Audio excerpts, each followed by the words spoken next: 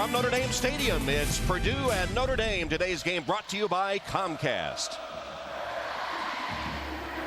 As we said, Purdue has played Notre Dame more than any team except Navy.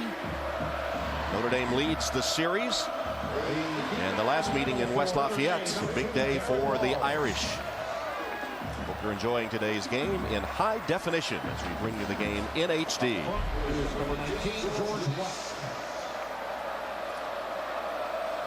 And Notre Dame wins the toss and elects to receive, as is the habit of Coach Weiss on your right. And Joe Tiller will play defense to open the game, as Chris Summers is ready to kick it off. And that is a look at Walls, the freshman defensive back, who is deep for the Irish, Darren Walls.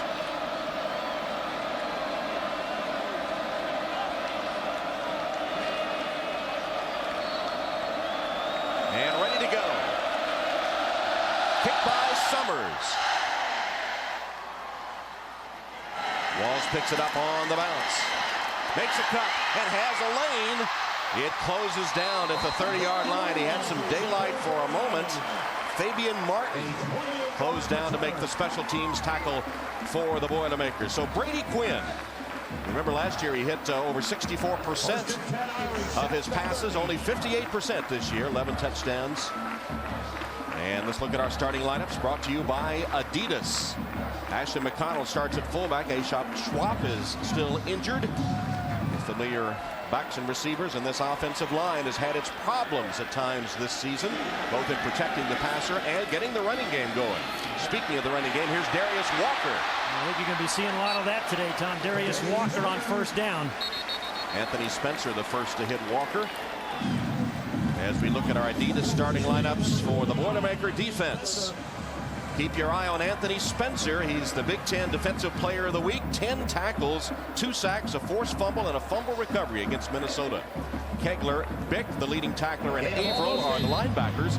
And in this secondary, 2 freshmen start, Adams and Irwin. And at times you might see 4 freshmen in the backfield for Purdue. Yeah, how would you like to get your first start on the road against Brady Quinn as a freshman defensive back? Second down and short yardage. Screen pass. Walker using his blockers, hurdling a would-be tackler to midfield. And a flag down. Late hit. Gain of 13. George Hall made the tackle, but the late hit will add it on to the yardage.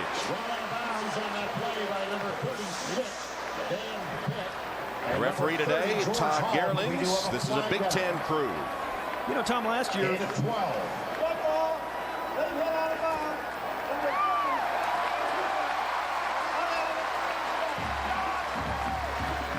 George Hall called for the penalty. You know, they'll take another look at this screen. Little screen pass to his left. Actually, he's had 2 of these intercepted this year. Little screen passes to the left, but well set up by the Irish. A year ago, they were a very, you saw the late hit, easy call. A very good screen team. This year, not nearly as good on the screen plays. First down, 34-yard line. Irish have sputtered on opening drives most of the season. This is going well so far with Walker playing the starring role. He's touched the ball on every play so far. You're right in opening drives. I mean, you know, look at in 2005, they had 8 touchdowns on their opening drive in 12 games. This year, they have not scored a touchdown on their opening drive, and that's distressing to that man, the head coach and the play caller, Charlie Weiss. He loves to take the ball if he wins the toss, score on that opening drive, and put your team in a bind immediately, but they've not been able to do it this year. 2nd and 5 for the Irish. Big cushion there for Jeff Samardzija. Now they take it away. And it's Walker again. Didn't get much that time, only a couple of yards by the Boilermakers, as George Hall, a 5th-year senior from Groton, Connecticut, gets credit for the tackle. Brock Spratt's the defensive coordinator. He thinks, you know, he's got a young team. He likes them, but boy, there's 117 teams in Division 1A. And in passing, they rank 115th. So he says they're young, they're getting better, but they have their hands filled today with Brady Quinn and those talented and big wide receivers. 3rd down for the Irish. They've been anemic in 3rd down conversions all season long. 27% they've converted. Walker again has the first down and more. Makes a nice cutback.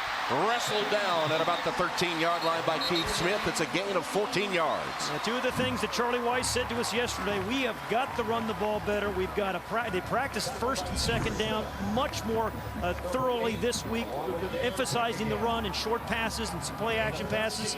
And you know, Tom, we were talking to Ryan Harris, the left tackle for Notre Dame, just yesterday. He was said, as an offensive lineman, you love to start the game like this. It sets the real tempo of the game if you can establish the run early. And he said, my goal, our goal, is to get Darius Walker 100 yards. He said it makes a physical statement if you can start the run, or start the game with the run, pounding the opposing defense. Here's Walker again. He's touched the ball every play of this opening drive. Well, this is an area where the Irish have been awfully good in that red zone this year. You see 13 possessions. How about 10 touchdowns of those 13 possessions? And that's they have and no turnovers. They really have been. They've struggled in other areas of the field, and you know they've gotten behind very early in the games in the first quarter. But down here in the red zone, they've been incredibly efficient. And it helps when you have big old Jeff Samardzija. I tell you, a guy that has always been a factor down here. And Coach Weiss says the key is scoring touchdowns. They're not settling for just scoring. Fake to Walker and hand it to Anastasio for the touchdown. Excuse me, for West. George West, who just came in. George West, the freshman from Spencer, Oklahoma, on the end around. And Tom, this time it was an opening drive for the touchdown. Really efficient, a lot of Darius Walker. One screen pass and then the reverse in the for the touchdown. Good block by Ryan Harris on the left side. And George West scores his first touchdown as an Irish player, as they faked it to Walker, who had rushed for 5 rushes and caught a pass. They fake it to him and get the end around for the score. Extra point good by Joya. Like a well-planned wedding. Perfectly choreographed. George West will remember that one. Puts the Irish up 7-0.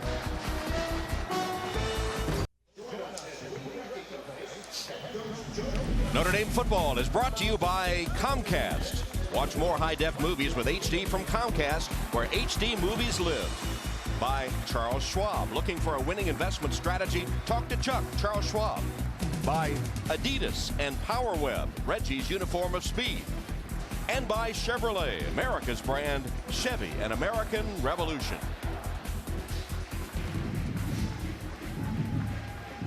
Irish get that opening drive touchdown, 7 plays, 70 yards. Darius Walker 5 carries and 1 reception. He had a part in 59 of the 70 yards, and then the finish by George West.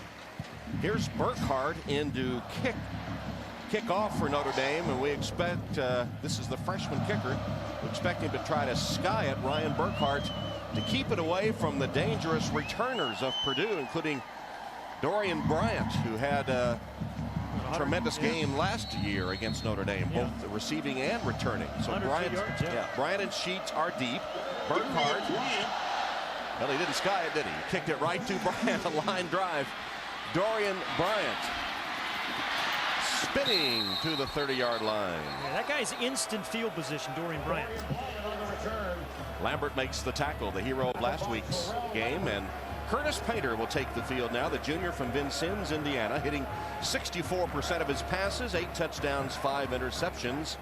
He guided the Boilermakers to 3 wins to close last season and 4 to start this one. Corey Sheets leads the nation in scoring, 15 points a game. And Bryant, the very dangerous receiver. So is the tight end Dustin Keller. A very experienced and big offensive line. The Great Wall, they call themselves. That's our Adidas Purdue offensive starting lineups. Play action fake, and Painter rolls to his right. Delivers. And Dustin Keller stopped after a short gain for the Boilermakers. And our Adidas starting lineups for the Notre Dame defense. Abby Amiri, Laws, Landry, and Fromm up front. Travis Thomas is out, replaced by Joe Brockington today. Thomas injured on the last play of the game in East Lansing. And Walls gets the start. Ambrose Wooden still hobbled by injury. Yeah, Darren Walls actually started last week against Michigan State, played pretty doggone well as a corner. Purdue spread offense. Painter sends Bryant in motion, hands off to Sheets. Corey Sheets stopped for a no gain or maybe a yard. Brockington and Laws combine on the hits. Tom, you know, it's really early in this ball game, but this is an important down for Purdue. I mean, you generally get in today's game probably 10 to 12 possessions. We've seen the Irish capability of being able to score points early, and something late last week. I think you're going to have to match them. I mean, I think they're going to have to be incredibly efficient, and I think score at least a field goal on virtually every drive to keep pace. 3rd and long.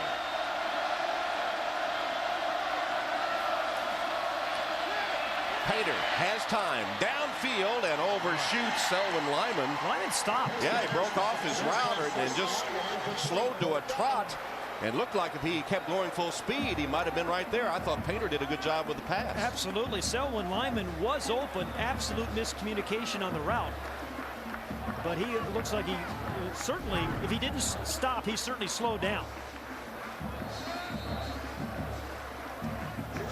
So the first punt of the game, Jared Armstrong, the Purdue punter, averaging 43.9 a punt.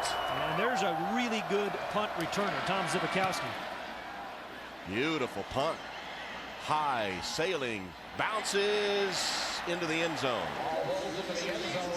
Well, the net won't be so good for Armstrong, but he had it bounce. It just took a Notre Dame bounce. It was a 69-yard punt, which nets 49 on the touchback. Irish get the ball back. Joe Tiller and the Boilermakers find themselves down 7-0 first quarter, and Charlie Weiss sends his offense back out onto the field. They did establish the run as he said he wanted to do today. Yeah, so 6 runs, 1 pass in that ratio on that drive. And you know, the last 2 games they've gotten way out of whack in the run to pass ratio. The score's kind of dictated. Remember they were outscored, they got behind. 44-10 in the first quarter. Darius Walker touching the ball all but once on that 7-play drive. You're going to touch it a bunch more today, Tom. Just a guess. So the Irish off to a good start. Their first opening drive touchdown of the season. And here's Walker again. Twisted down after a gain of 2 yards. Well, you know, let's go back and look at the touchdown again to George West on the reverse. Well, remember, Darius Walker carried the ball 5 times, right? And then right up the middle. So you fake that. You get the linebackers jumping that. Then you hand the ball to George West. Picks up a good block on the outside by Raymond McKnight. And Ryan Harrison gets in the end zone easily. So you fake it to the guy who's carried it successfully 5 times and give it to George West for the touchdown. Hey, they set that up perfectly. Brady Quinn dodges the rush, dumps it off to Walker, who has just enough for the first down with Dan Bick holding on. Bick, the leading tackler for the Boilermakers. 38 tackles coming in. That was a gain of 8 and a first down for the Irish. Bick, the academic All-Big Ten performer from a season ago. Dan Bick, number 36 in the middle of the field, is a pretty good football player. Their leading tackler. You know, although Darius Walker had a nice little gain and picked up the first down, Dan Bick is a guy that he don't escape his tackles much. Had a tackle for loss, a sack, an interception, and a forced fumble already this year. From Louisville St. Xavier High School. Here's Walker. Dragged down for a loss on the play. Big play defensively by Anthony Spencer, the star of that Purdue defense. Loss of 3 yards. Yeah, big play and Anthony Spencer go hand in hand, don't they? 2 years ago in this very stadium against Notre Dame, he was sensational with a couple of sacks. Watch number 49. Brock Spack, the defensive coordinator, said, hey, he may be the best defensive end that's ever come through here. Big old guy at 6'3", 261 pounds who can really run. But you see what he did 2 years ago here? 2 sacks, a deflection, and forced a fumble before he was injured. Walker again thrown for a loss by Spencer. I wouldn't go that way. No. Yeah. You know, rethink that. No. Last week, you know, Minnesota actually slid their protection and their scheme to Anthony Spencer, and he still had 9 solo tackles, 3 tackles for loss, and 2 sacks. This guy's old broadcaster, you would say he's a hoss and a half. He is, and not only is he a hoss, but he can run like a hoss. Yeah, you see the time, 4.6 for a guy who can bench and squat and power clean, all that stuff. That's a 4.6 timed by the NFL.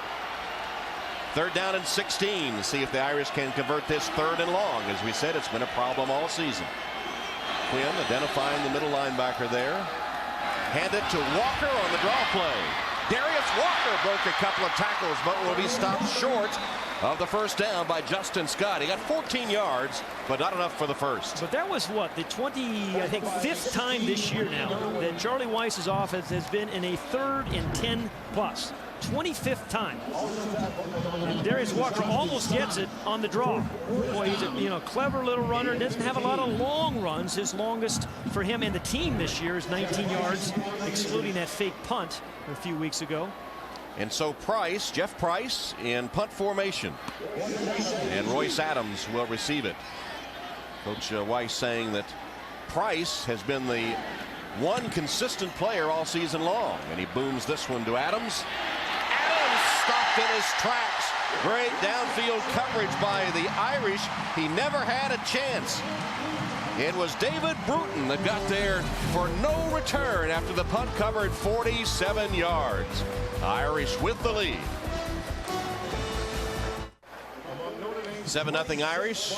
Brady Quinn stopped on that last Notre Dame drive by the Purdue defense. See him holding that football. He always holds a football on the sideline, and even when he's at home, just sitting in his living room or whatever, he has a football, just always playing with it, always holding the ball in his hands. We're gonna have to bring one into the production meeting next week.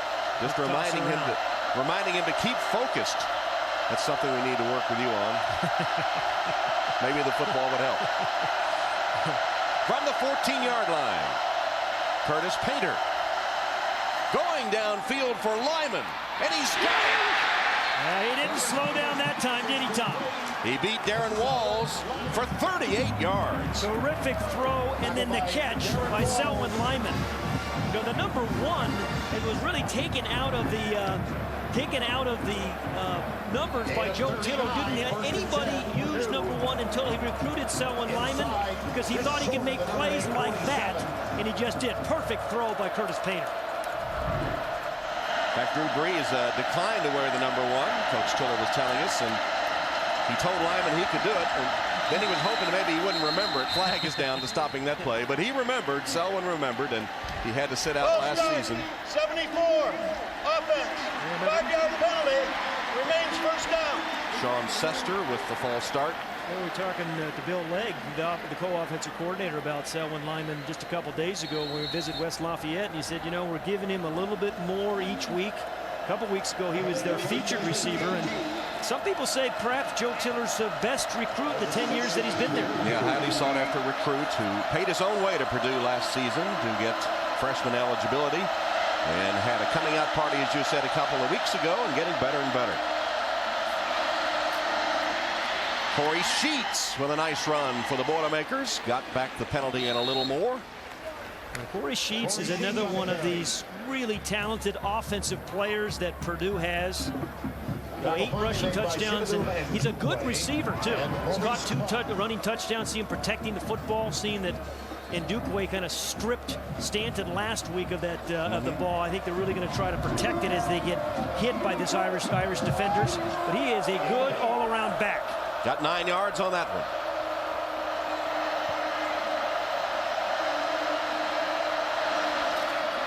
Painter pumps, delivers down the sideline, wide open, and caught by Standiford.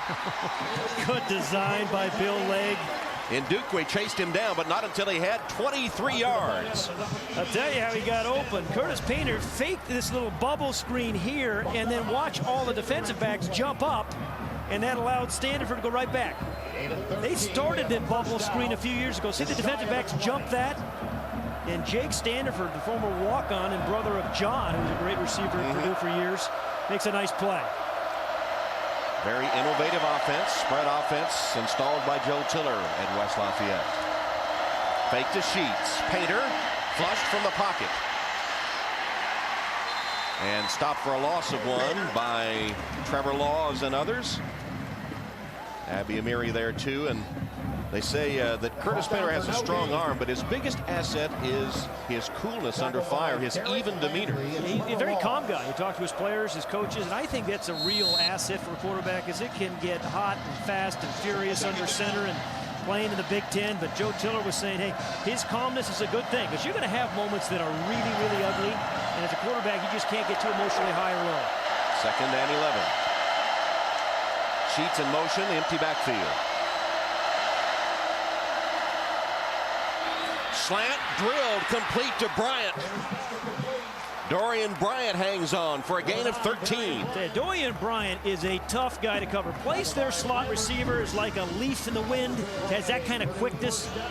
Good throw there by Curtis Painter. Virtually every play is in shotgun formation by Curtis Painter.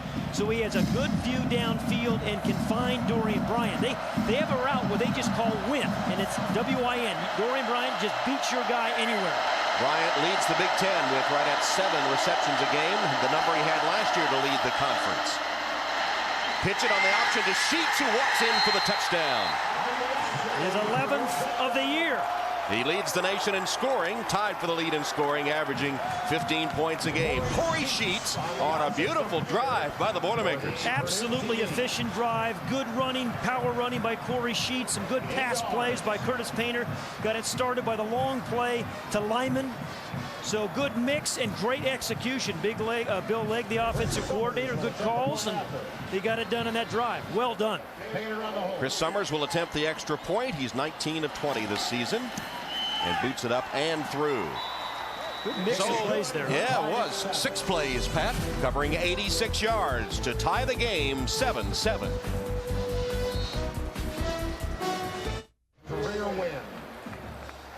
7-7 game late in the first quarter at Notre Dame Stadium. 12th ranked Notre Dame, once beaten and unbeaten Purdue. Locked up. Curtis Painter in that last drive, 3 for 3. An 86-yard touchdown drive. That's a look at Walls, who is deep to receive the Summers kick.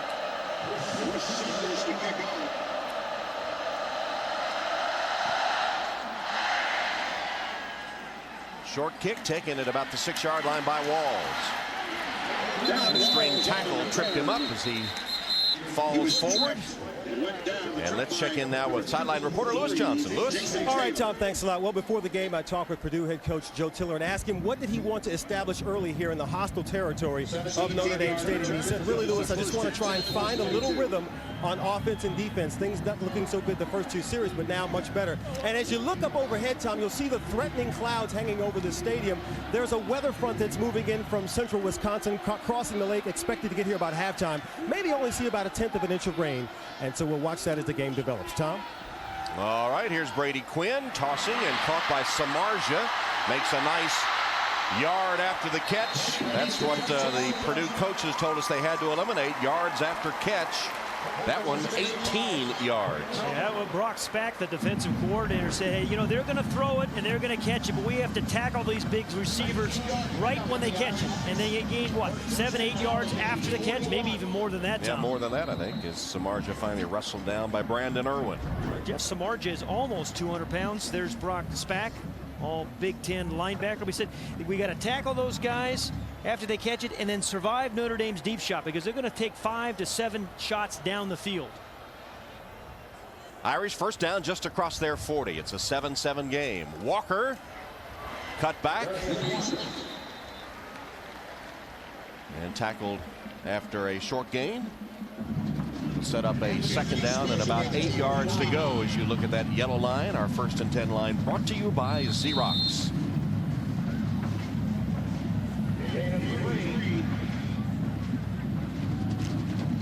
First downs, the Irish doubling them up, but Purdue looked good on that last drive as Painter was 3 for 3 for 75 yards, hitting 3 different receivers.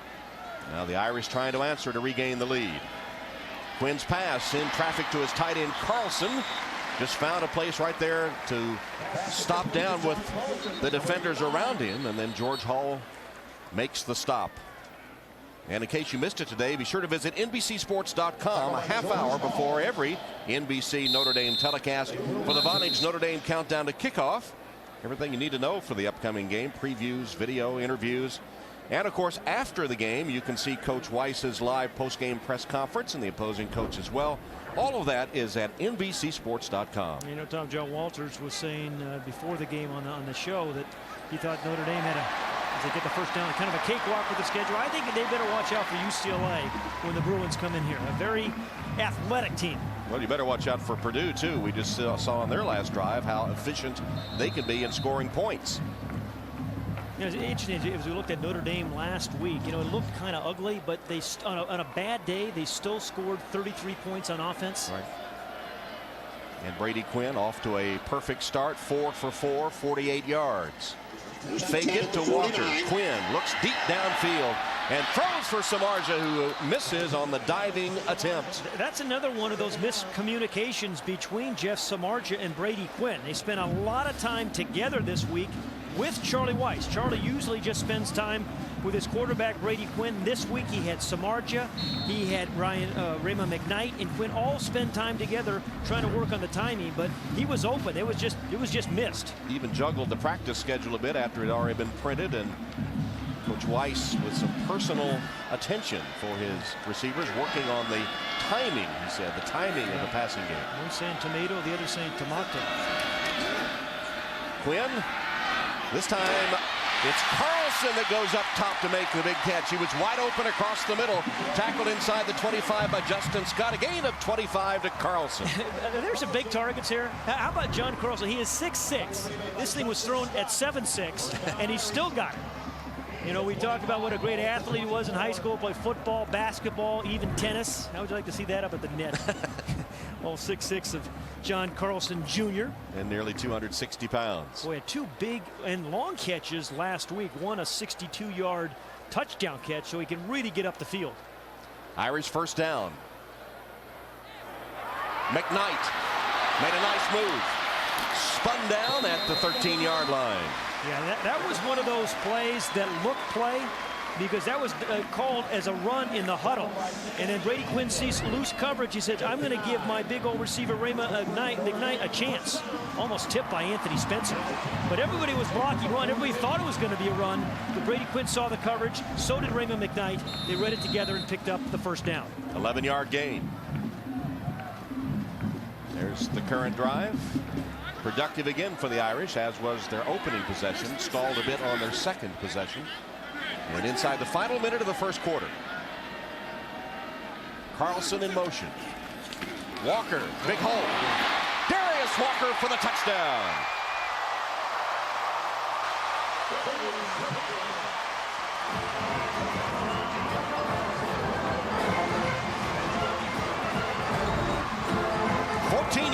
Darius Walker through a huge hole opened by that offensive line. Yeah, Ryan Harris, Dan Santucci, the left guard. Watch it over here. Big hole right in there. And then that good cut by Darius Walker. Good eyes, good vision, but really led the way by Ryan Harris's block and Dan Santucci. Carl Gioia for the extra point. And it's good. Darius Walker scoring only his second rushing touchdown of the season, but it puts the Irish up 14-7.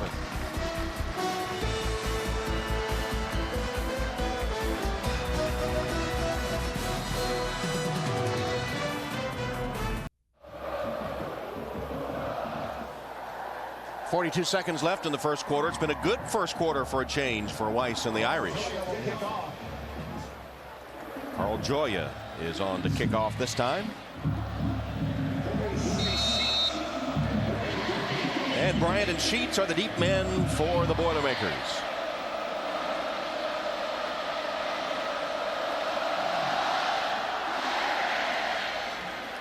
This will be Sheets from the 10. Managed to evade those tacklers and still on his feet, using his blockers. What a return by Sheets to the 35-yard line. Looked like he was dead in the water with 3 Irish around him. And finally, Gioia, the kicker, has to stop further damage on the nice return of 19 yards by Sheets. Steve Quinn also got a piece of it. Yeah, they have 2 good returners in Dorian Bryant and this guy, Corey Sheets. Just a physical that breaks a lot of tackles on returns and in the backfield that we've already seen today. So with 20 seconds now left in the first quarter, Curtis Painter, who was perfect on the last drive by the Boilers. Just threw a football on the field. This is Camacho, Dario Camacho, in at running back, gets the carry. And near the end of today's game, we'll select the Chevrolet players of the game from each team to honor their determination and outstanding play. Chevrolet will make a $1,000 contribution to each university's general scholarship fund. Chevy, an American revolution. And the first quarter comes to a close. The Boilermakers and the Irish. It's 14-7 Notre Dame. We'll return to Notre Dame Stadium after these messages from your local NBC station. You're watching Notre Dame football on NBC, presented by Comcast.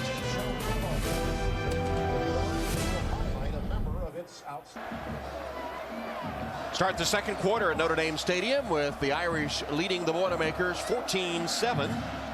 Today's game brought to you by Comcast. First play of the second quarter will be Purdue with a 2nd and 7.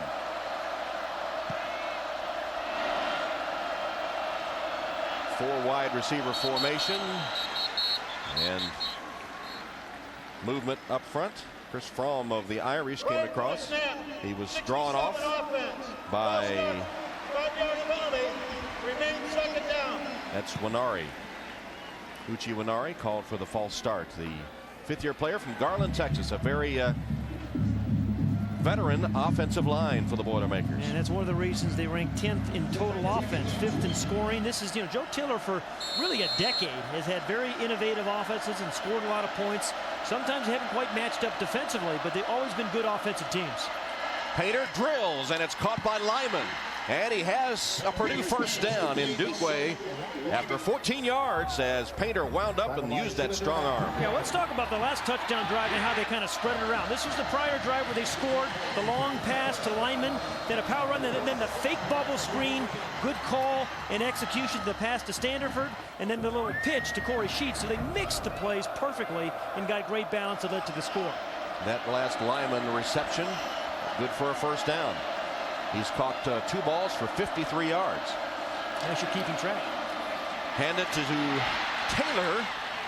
Backup running back, and he rips off a big game before Zibikowski gets him to the turf. It's 11 yards and another Purdue first down. Jason Taylor is going to have a nice season, I think, this year for the Boilermakers. Really plays about a third of the snap. What a nice hole there. Robbie Powell and Jordan Grimes, leading the way for Jason Taylor, but a JC transfer. A lot of people thought he was too small to play. They're delighted to have him, and a very good receiver as well. Curtis Painter, the quarterback of the Boilermakers, has hit 5 of 6 for 91 yards to 4 different receivers today. Rolls, has another completion. This is Camacho. Camacho sandwiched as he falls inside the 30 by Cruman and Dukeway. Another big gain for the Boilers. That one covered 14. Boy, don't you just love the design, the way they mix it so well, the run, the pass, outside. They inside, when you have a good inside running game, which they've demonstrated so far today, it allows these little fakes, and then the fullback coming out in the flat Camacho, and he was wide open. So good design and great execution.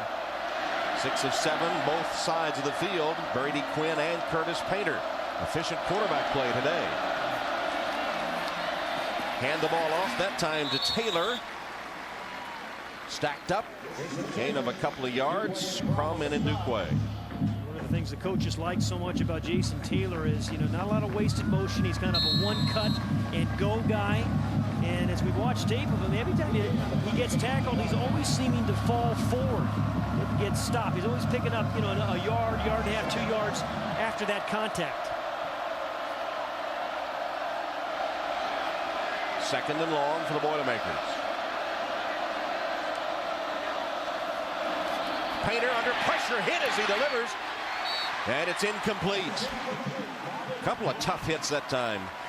Taylor was the intended receiver, and Abby Amiri was bearing down on Painter, hit him just as he delivered the ball. Yeah, you got Abby Amiri here, and you also have number 18 in Dukeway coming in the right side, to his right.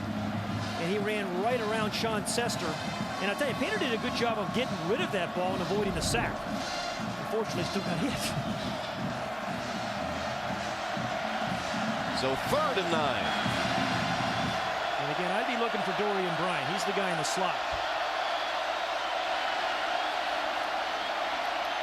Painter's looking for him. And through his hands, Painter threw it a little hard and high as he took another hit. Yeah, he had him. He had Dorian Bryant. And I think it was one of those win routes. You just said, hey, beat whatever coverage you have. And Victor Abiamari for the 2nd straight play gets upfield very, very quickly and beats Sean Sester. So a field goal attempt upcoming on 4th down for the Boilermakers. Summers has hit 5 of 6 field goals. His long 43 yards. Pretty good story. He was a walk-on who just kind of showed up this past July and earned the job. Scheduled to go on scholarship in January. That's a 44-yard attempt, which is no good. Wide to the right. That would have been his longest of the season. It goes wide right. And the score remains Notre Dame 14 and Purdue 7.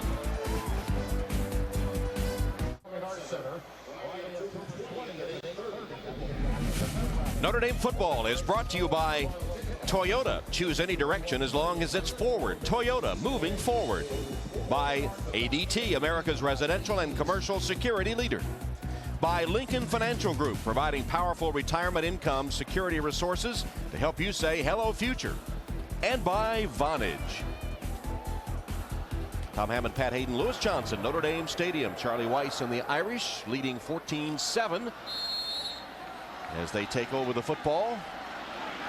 How about at their own 27. Excuse me, run to pass ratio 12-7. That's the kind of, if Charlie Weiss could, he'd run it 40 times a game. And the reason is that play calling, they're averaging 6 yards on first down. They emptied the backfield there and get the pass to John Carlson. Well, last week was a miracle comeback by the Fighting Irish. At East Lansing, Jeff Samardzija makes the big play. In fact, all the stars, McKnight, Quinn with 5 touchdown passes, and Lambert with a game-winning interception as the Irish scored 19 in the 4th quarter to beat Michigan State. You know, you forget how horrible the weather was, too. Down by 16 with about 9 minutes left. Darius Walker plowing ahead for a first down. Yeah, so they're averaging 6 yards on first down, so you're not seeing really that 3rd and long that every coach and every play caller hates. And much better rhythm. They were terribly outscored before in the first quarter before today. So they're kind of on plan, in sequence today, much unlike the last 2 weeks.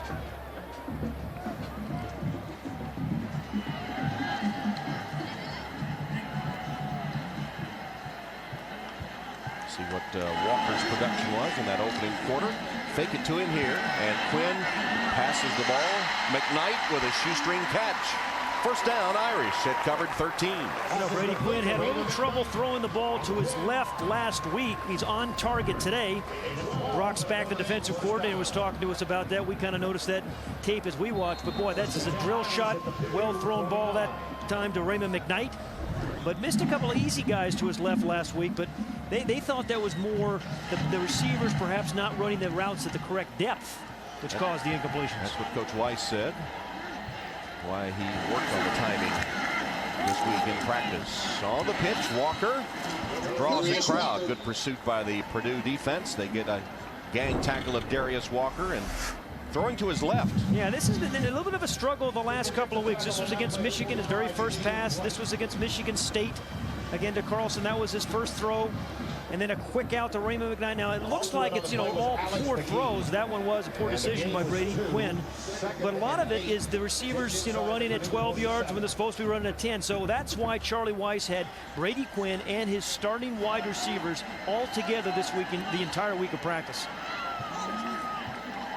He's 4 for 4 throwing to his left today. He'll set up a screen this time to Walker. 2 Purdue defenders ran into each other, and Walker has a first down. Spencer finally tracked him down after a 12-yard jaunt by Darius Walker, who's been the featured offensive player today. Sometimes his contributions are overlooked, but a very good receiver, durable runner. And this is what we saw so much of last year, running on first down or play action, but getting in that 2nd and 5 where your whole playbook's available, and it's a pretty extensive playbook for Coach Weiss. But using Darius Walker on the screen as well. Coming into the game, Walker had equaled Samardzija's reception total, 23, tie for the lead. No pressure on Quinn. He goes for the end zone, and McKnight incomplete.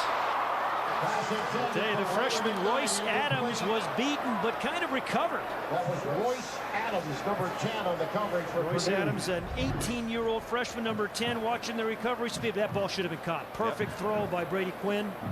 Just dropped by Raymond McKnight. Let it bounce off his face mask right there and couldn't hold on. Second down.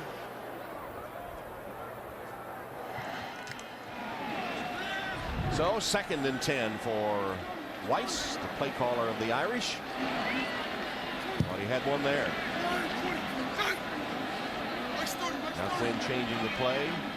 The play clock down to 5, so he had plenty of time. Walker, nice cut, using his blockers well. And close to another first down for the Irish. And close to 100 yards for Darius Walker. Remember talking to Ryan Harris yesterday, the left tackle, saying, hey, that's one of our benchmarks. Can we get Darius Walker 100 yards? Good block here, as we were just talking about, by Ryan Harris. Very patient run. See, his eyes and his head are always up and looking for the next cut, the next opportunity. It's probably as patient a runner as we've seen. And then good footwork at the end. He's got, he packs some power too. And the measurement shows it is a Notre Dame first down. Irish driving with under 10 minutes to go in the second quarter, already up 7 on Purdue. Kind of fun talking to Ryan Harris yesterday, their big left tackle. He's 290, sure looks slender. Yeah, he carries it well, doesn't he? He's already graduated 3.5 years with a double major in poli-sci and economics and policy. He was on his way to his only Friday class, was introduction to jazz yesterday afternoon. Notre Dame calls timeout. Looks like Coach Weiss isn't too happy about it either. 9:39 to go, second quarter. 14-7 game. Notre Dame with a first down at the Purdue 25-yard line. Darius Walker has already accounted for 100 yards of total offense in this first half. 74 on the ground, 34 through the air. It's George West in motion. They faked it to West on the end around. He scored a touchdown on that earlier, remember, and this time they hand it to Walker. Just to make sure you're paying attention. Yeah, absolutely. In the first play of the game, first drive of the game, they faked it to Walker, handed it on the reverse to West, and he scored that time the reverse. Well, Tom, good play callers are always setting up the next play, right? You call a play, you obviously hope that particular play is successful, but you're always thinking about the next play as well. Darius Walker has touched the ball 67% of the time so far in the first half, 18 of the 27 plays.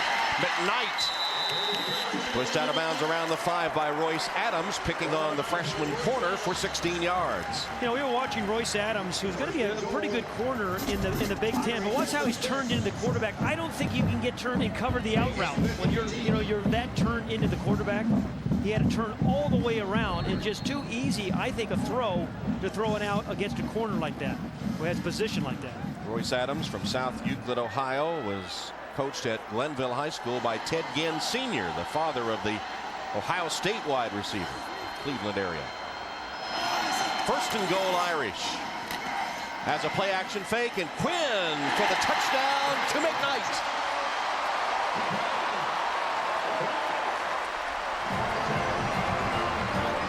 Well, Raymond McKnight dropped one earlier. He got his paws on this one. Watch this little smash route, they call it. The inside and then back out. Beats Vincent easily. Big body, Raymond McKnight. And great protection for Brady Quinn.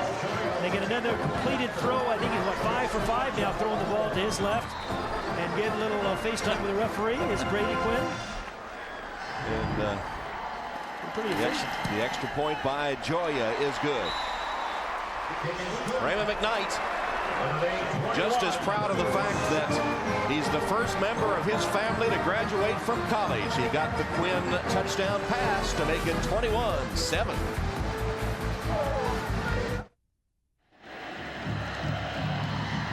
Lots of smiles on the offensive team of Notre Dame, leading 21-7 over Purdue.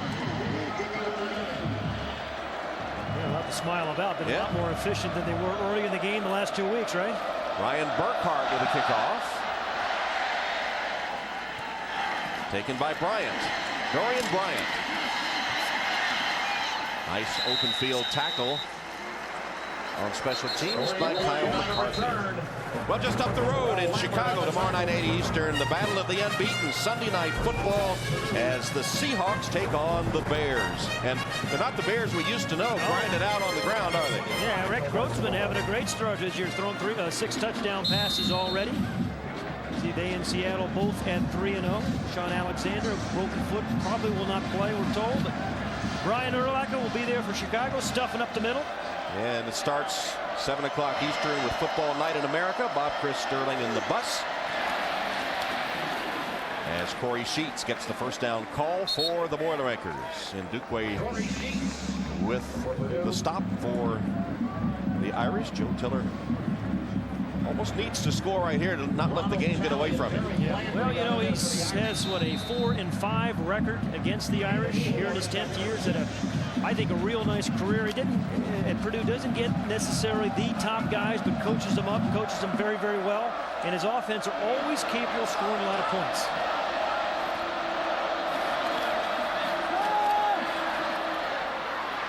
Pass the ball to Keller, his tight end, who's been held in relative check today by the Irish defense. He's a very valuable weapon for the Boilers. Takes it for a first down with a 7-yard reception. You are absolutely right. Dustin Keller has just been amazing. The first 4 games this year, he's averaged 20 yards a catch. I mean, he's had 3 catches over 50 yards. Just a big athletic guy. You know, in high school, he was a great high jumper. Went 6'10" in high school. He's a high jumper. He is a threat down the field. Converted wide receiver, and he looks like one when he catches the football. Painter changing the play. Here's Abiamiri there, who's been giving him some trouble in the pass rush. Blitz comes, picked up, and it's Lyman with the reception and breaking a tackle to the 35-yard line. Selwyn Lyman's had a real nice day, hasn't he? Yes, that's his 3rd catch. That one covered 27 yards. He's got 3 receptions for 81 yards. Yeah, a big old target at 6'4", and for a guy who's 6'4", 210, pretty good after the catch. Those yak yards, the yards after catch, breaks a lot of tackles because he's so big. Well, he's going to become a more and more of a threat for Curtis Painter. Dorian Bryant really is key guy now, but Selwyn Lyman coming on. Broke the tackle of Walls, and then Ndukwe and Zibikowski had to track him down. Painter setting up a screen to Keller. Dodging would-be tacklers, then lowering his head, barreling his way, fumbles the football, still free. And Notre Dame has it.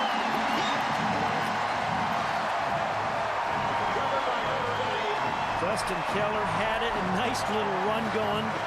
It was Terrell Lambert. It was Lambert indeed. Yeah, Lambert ripped it free. The guy who had the 2 interceptions last week.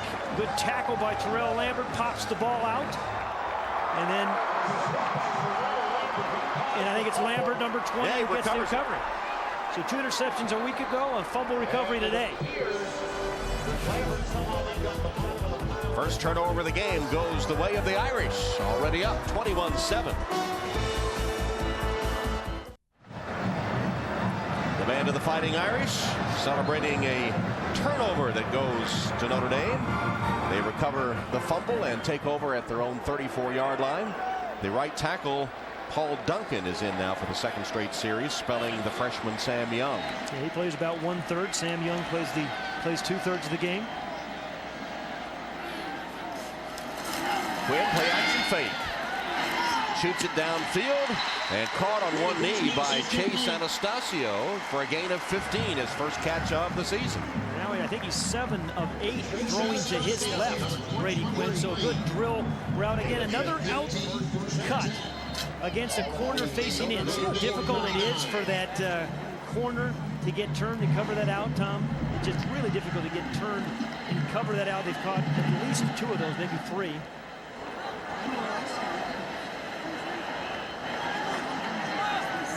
Like Quinn changing the play at the line of scrimmage. And it's a gift to Walker, using his blockers and picking his way forward for 3 or 4 yards. Dan Dick just trying to force that ball out, the middle linebacker. He was the first to hit him, and then a crowd of white-shirted Purdue defenders. You mentioned Dan Dick from Louisville, Kentucky. Likes to go to the Derby every year. Took a bunch of his teammates down there to the infield last year. Had a good time. He's right in there. From a real athletic family, Dan. His dad, Sam, was a soccer player at Quincy University and played professional soccer as well. His mom, Mary Beth, a volleyball player at St. Xavier University, and his brother, Brian, a soccer player at West Virginia University. I like the fact that he likes the infield at the Derby, Kentucky Derby. He didn't want to get up there, no stands, get all dressed up. Just T-shirt and jeans in the infield. You look good out there in the infield, Pat. Right down your alley. Darius Walker for a first down. Look who got him, Anthony Spencer. A hustling Anthony Spencer. I mean, this guy just makes plays everywhere. I mean, we've seen him rushing the passer, almost tipped the ball right up here. And again, just a really good chaser. I was watching the tape last week in Minnesota. Made a lot of plays like this. We had a run all the way across the field. This wasn't as long a run, but just hustling. And big game last week. Big game 2 years ago right in this stadium. Fort Wayne, Indiana. 5 sacks in the year. Walker now has gained 91 yards on 17 carries, getting a touchdown. This is what Charlie Weiss had envisioned when this season started. Controlling the clock, using Darius Walker in the running game to get themselves in 2nd and 4 and 5, and then using the brilliant right arm of Brady Quinn to those wide receivers. Hadn't worked out earlier in the year, but this one's kind of according to schedule. Season average 56.8. Today already approaching 100 yards. They had 99 yards in their opening win against Georgia Tech, where he was really the difference in the game for the Irish. Last year he had 7 games over 100 yards rushing. Fake to Walker. Quinn with plenty of time, and there's Walker on the crossing route, covered by a linebacker, Kegler. Makes the reception and then hauled down. It's the 4th catch of the day for Darius Walker, the 27th on the year. Remember, he set a record last year for receptions by an Irish running back. I think it was 43. And there were those 700-yard rushing games a season ago. Doing it all today, running game and passing game. I think he didn't get enough credit. You'll be talking about Brady Quinn and Samardzija and Raymond McKnight, those guys. And he has become an all-around player, even in pass protection, which was a weak point for him his freshman year. He used to come out in passing situations. On the slant, good hands by McKnight to hold on despite the hit from Vinson. Yeah, pretty good coverage by Terrell Vinson, number 34, but again, that screened, that using his body as a big screen. Slant to his left, really throwing the ball well to his left today. That was actually a little bit behind. Nice catch. Yeah. Nice catch by McKnight to go behind him to catch it. And Terrell Vinson just couldn't see him. He's 5'9" and 175 pounds. Just couldn't find the ball. Irish first down at the Boiler 25. For the end zone. McKnight. It kind of was like a punt as it turned out. Well, you know, he let him go up and get it, huh? How many times over the last year and a half has he done that? One of those guys do. And Brock Spack, the defensive coordinator, said, hey, we have to survive the shots down the field that Notre Dame's going to throw. Could have been maybe even a push-off by Raymond McKnight. But they're going to throw 5 to 7 of those a day in a game, and hoping that Samardzija or McKnight are going to catch 2 of them.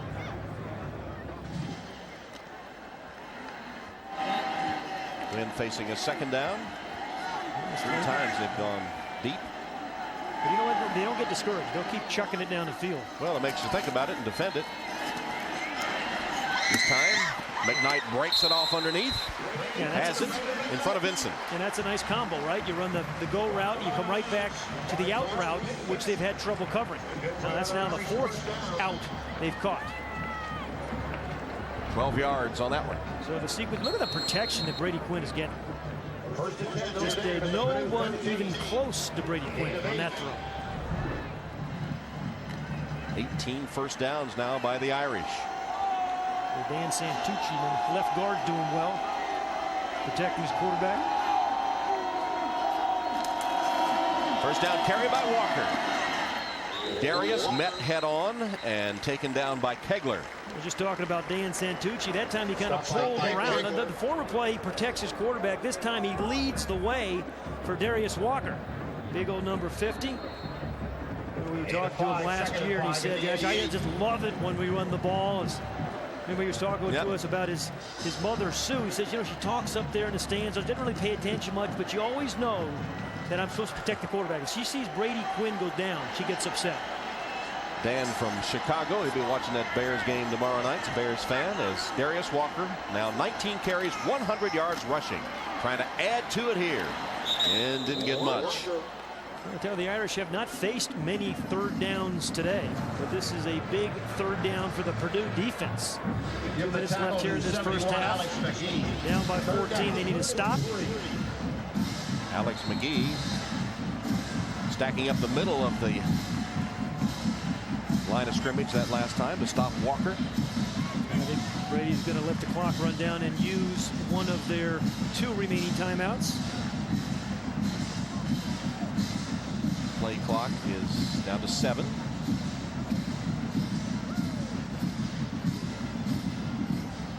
Yeah, they got a lot of big old tall receivers to choose from in these kind of situations. Timeout Notre Dame. 1:33 on the clock for this second quarter, and the Irish threatening to add to their lead.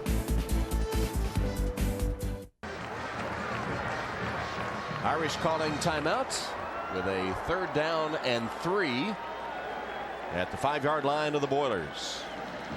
I've always thought this would be an area of the field where John Carlson would be such a featured guy. Hasn't really been thus far this year, but your 6'6" tight end is such a big target over the middle of the field.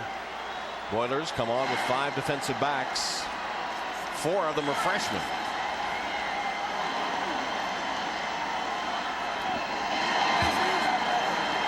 Quinn changing the play, and Carlson resetting. Around the fade to McKnight. No good. Yeah, that's a good check by Brady Quinn. I mean, he had something else called salt. They were going. The Boilermakers were going to blitz. Brought Carlson in for protection purposes, and tried to get McKnight on the fade. Good coverage that time by Royce Adams. So 4th down, and Carl Joya comes out. The first time that Notre Dame has not scored a touchdown in the red zone today. 23-yard field goal attempt. And it's a fake. Samarja for the touchdown. Well, yesterday when we were talking to Charlie Weiss, wouldn't tell us the exact play, but he said, I've got something planned. If I see it, I'm going to call it. Patting his special teams coach on the back. Get Jeff Samarja. I mean, you talk about a well-designed play. Brian Polian, who's a special teams coach, has had 2 big calls for plays designed this year. One was a fake punt. This is a fake field goal. Big block by Carlson, yeah. And an easy touchdown by Samarja. So the fake field goal results in a touchdown, and they are perfect on scoring touchdowns in the red zone today. Joya with the extra point is good. Well, Jeff Samarja is a pretty good guy having holding, isn't he? He's a great, if the bad snaps, if you get him, he's got the great hands, and he's got the speed and the power to get in the end zone when you run the fake.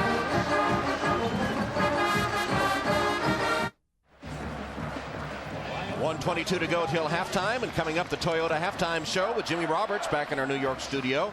Peter King's going to join him to preview that battle of the unbeatens tomorrow night, the Seahawks and the Bears, and a special look at Bears head coach Lovie Smith. Also, of course, have all the scores and highlights in college action today. And don't forget, if you'd like to see the halftime performances of both the Notre Dame and Purdue bands, that'll be on NBCSports.com live. Purdue band with the world's largest bass drum. Biggest I've ever seen, for sure. All coming up on the Toyota halftime show. Corey Sheets returns the Burkhart kick. Good coverage by the special teams of the Irish, as McCarthy makes another special teams tackle. And Borsetti, who has been the kingpin of the special teams, is there too. There's Jeff Samarja again. Watch how wide open it is on the left side. Marcus Freeman kicks out, and then the other tight end Carlson kicks in, and just the party of the Red Sea for Jeff Samarja, the shark. Talking about the Red Sea. Thank you. You got that right. Well, how about this time of possession? Yeah, 2-1. And that's, you know, they were -10 in time of possession last week against Michigan State. So everything according to plan right now for Charlie Weis. And if you think about last year, it was really against Purdue when they got things really kicked off and their offense really got going. That was the game that really kind of turned the engine on for their offense. In fact, you know, Brady Quinn has had excellent games against the Boilermakers and got his first career start against the Boilers. That wasn't the one he would remember, perhaps, but just because he started, but his performance wasn't the best. Well, he threw 4 interceptions in that one, but over his career up until today, he's thrown for almost 1,200 yards against Purdue. Last year threw for 440 and 3 touchdowns. I mean, if he does get invited to the Heisman ceremony, he may invite the Purdue defensive backs to join him. Cruel. Well, he's facing a lot of freshmen today, and they've been taking advantage of it. Well, it's been the mix, too. They've run the ball so well. Well, here's a real opportunity for Curtis Painter. This is his 10th start. Minute 11 left. He still has 2 timeouts and some pretty good wide receivers. Irish get Anthony Bernaglia in at a linebacker spot. Remember, Travis Thomas not playing because of injury today. Stepping up in the pocket, Painter throws it away. Dorian Bryant only with 1 catch today. Got 14 last year against the Irish. Our 1st and 10 line brought to you by Xerox. He's a guy, Dorian Bryant, boy, just you got to give him some chances. We talked about that win route, a guy that is just so quick. And he's here in the slot for them. Really good work in the middle, right there. In Dukeway with a blitz, they pick it up, giving Painter time for Lyman, and he's got it between receivers.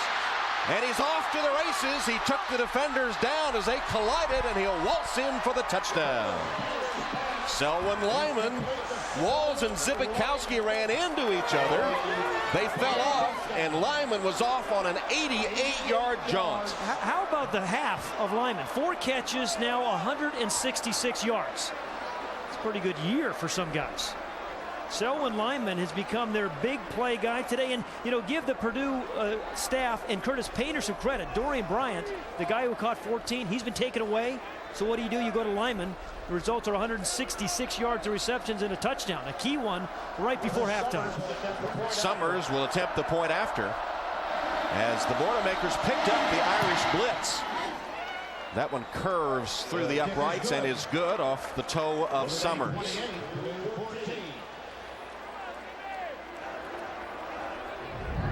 We'll have another look. Here is Lyman, here is Bryant. And again, you're just going to see him run right down the field, and the 2 defenders kind of run right into each other. Yeah, if you look right now, these two Irish defenders kind of hit one another, allows Lyman not only catch it, but break away. May I have your attention, please, for an important announcement. So, we talked about Notre Dame giving their big receivers some chances down the field. That's what Curtis Painter is doing with Selwyn Lyman. So 88 yards on the Purdue score with just 50 seconds left in the half. And what a big game Lyman is having. Yeah, yards after first contact, how about 62? We talk about those kind of special yards. And we talked about the yak, yards after catch. 44 yards in the air, 44 yaks on that one. And some yucks on the sideline for the Boilermakers. Oh, that's good. That's good, Tom. Summers will kick off. Well, it'll be interesting to see how Charlie Weis plays it. 50 seconds remaining. Experienced quarterback and 1 timeout. Taken by West. He's got some. Spun to the turf when it looked like he had a seam for a moment. Keith Smith, one of those freshman defensive backs on the tackle on special teams for the Boilers. 39 seconds. I would not be surprised at all to see him be aggressive and trying to get some balls down the field. Again, he's facing the 115th ranked pass defense in the land. A couple of freshmen out there playing right now. True freshmen. Actually 3 right now. 1, 2, and 3.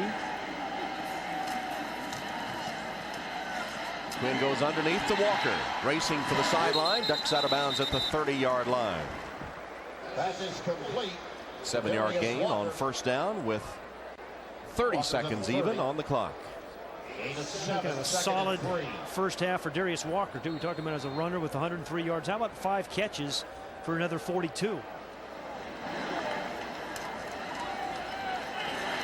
Quinn, same thing the other way, same direction as Walker. Goes out of bounds and then draws a flag for the late hit. That's 2 of them, right, against Purdue? So those are just silly penalties. When you get yourself right back in the ball game. 15 yards, number 10 on the defense. First down. Royce Adams, the freshman, with the late hit, and suddenly the Irish are in Purdue territory. In 3rd straight pass, a little short crossing route to Darius Walker. Crossed the other direction the play before. I don't think you call that penalty, do you? Yeah, that's a little iffy. Yeah, that's not a penalty. Here's Walker again, dumped out of the backfield. Fighting for the sideline, can't get out of bounds. Kegler makes the stop. 14 seconds, timeout Irish. Notre Dame, their final timeout. That's the final Notre Dame timeout of this first half. It comes with 14 seconds on the clock. Carl Joy, if they're thinking field goal, his longest this year is, what, 35 yards, which means you'd have to get to about the 18-yard line. And that Toyota halftime show, we'll send you back to New York for Jimmy and Peter. Bunch of good college football games today going on, too. There are some indeed, and they'll preview that battle of the NFL unbeatens tomorrow night in Chicago's Soldier Field between the Bears and the Seahawks.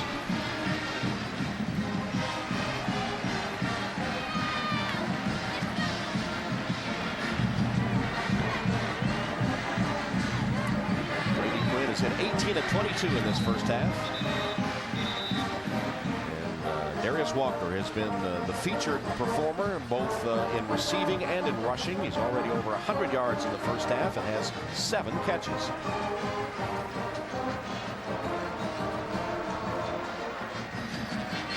Irish at the line, ready to go.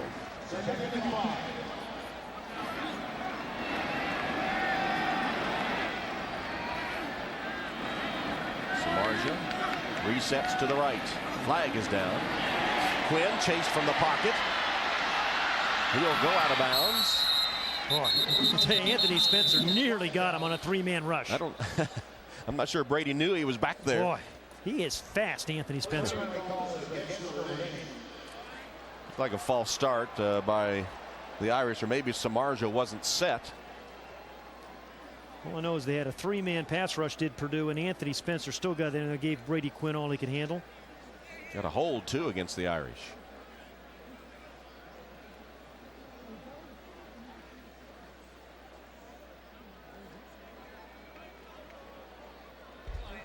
Illegal motion, number 83 of the offense. That penalty's declined. Holding, number 68, 10-yard penalty from the previous spot will be accepted. Second down. Well, I tell you, Anthony Spencer got held and still put the pressure on Brady Quinn up here. That's Harris that'll be called for the hold, and Samardzija didn't get set. He was. Well, there's the hold. Absolutely, he got his money worth. But look at the catch-up speed, almost like a defensive back.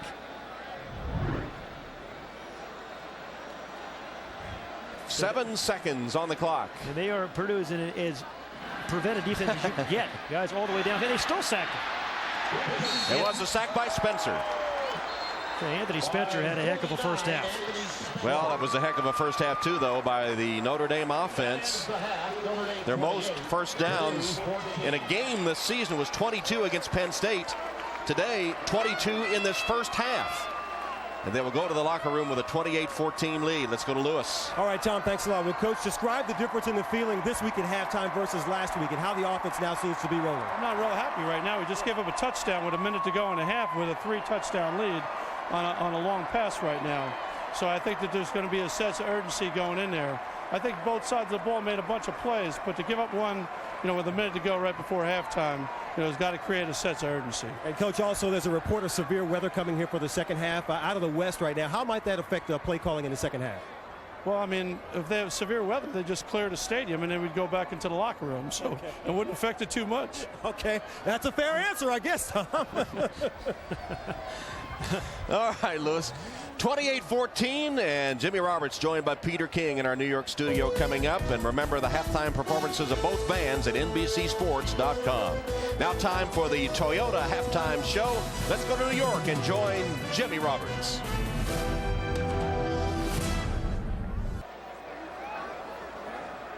Ready to start the third quarter. Notre Dame up 28-14 on Purdue. And at halftime, just a few moments ago, a special ceremony here at Notre Dame Stadium as NBC Sports President Ken Schanzer and NBC Sports and Olympics Chairman Dick Ebersol were honored. The Notre Dame Monogram Club annually awards monograms to letter winners in each of Notre Dame's 26 varsity sports. But over the years, they've given more than 200 individuals honorary monograms. And Athletics Director Kevin White and University President John Jenkins presenting the monogram jackets to Ken Schanzer and Dick Ebersol. Dorian Bryant returns the second half kickoff and is cut down just across the 20-yard line by Mitchell Thomas. What a year Mitchell Thomas has had on special teams. Just saw him make that special teams tackle. Curtis Painter, you know, we talked so much about Brady Quinn. What a nice first half Painter had. He was 10 of 14, 230 yards, threw a touchdown, didn't throw an interception, managed the game pretty well. And as we said in the Charles Schwab moments, this opening drive is really important for Curtis Painter and his teammates. Look at the passer rating. Curtis Painter 233, 169 for Brady. I had him at 231, but maybe I've never been able to figure out how that works anyway. It's good though. It's good. Multiply by your phone number. Painter with a keep, sliding down just short of the first down. Curtis Painter. Let's go down to Lewis. Hey, Tom, I talked to Joe Tiller coming out on the field and asked him about his big adjustments for the second half, and he said no big adjustments. He told his defense, just tackle. He said the Notre Dame offensive line is opening up a seam for Darius Walker, and then his guys are overreacting. So he said, calm down and just tackle. And as for his offense, he said, simply hold on to the ball. No more turnovers. Tom? Second down and 2 under those ominously gray skies. Play action fake, and Painter, chased from the pocket, just dumps it off. Hits the ground incomplete. It'll bring up third down for the Boilers. Well, remember we were talking to Bill Legg, the co-offensive coordinator, about Curtis Painter and how he's managing the game better week to week. I mean, there was another example of it. There's Bill Legg. Just a heads-up play that time by Curtis Painter. Absolutely nothing there. Knowing the situation, it's it was third and short now. Just don't force it. And he has a chance of picking up a reasonably manageable third down situation. Boilers looking for their first third down conversion. Bryant in motion. Now lines up right next to Painter, who fumbled the snap, but whips it out and dropped. Dropped by Greg Orton. It hadn't even started raining yet. And Greg Orton just absolutely dropped that one. And that's a key play. Opening drive. You have the first down made. Now Greg Orton is, is suffering from a hip pointer. Didn't start, but that's not a hip pointer. That's just a drop ball. Would have been a first down. Instead, it's a punting situation. The second punt of the game for Purdue. Notre Dame punted once in the first half. That's Tom Zibikowski. I don't see this guy fair catch much, do you? Armstrong punts to Zibikowski, who is cut down after a couple of yards on the return by Fabian Martin. Only 3 yards on the return after the punt covered 36. So Purdue forced to punt on its first possession of the second half, facing a 28-14 deficit. Irish take over. The Irish and the Boilermakers. Today's game brought to you by Comcast. 28-14, first possession, second half for Notre Dame. Handed to Darius Walker. Same thing we saw most of the first half. Tom, let's go back and look at that last punt return. I think Tommy Zibikowski he did really take a shot. He kind of hurt, looked like his left shoulder, hit by Anthony Haywood. Helmet to helmet. Kind of came up, and then Charlie Weiss is saying a late hit. And it came off. He was attended to by some trainers. A little later, he was kind of telling his teammates, hey, I'm okay, no problem. Helmet to helmet hit. Well, the Irish put it in play. The offense back out there after their best first half of the season in most categories.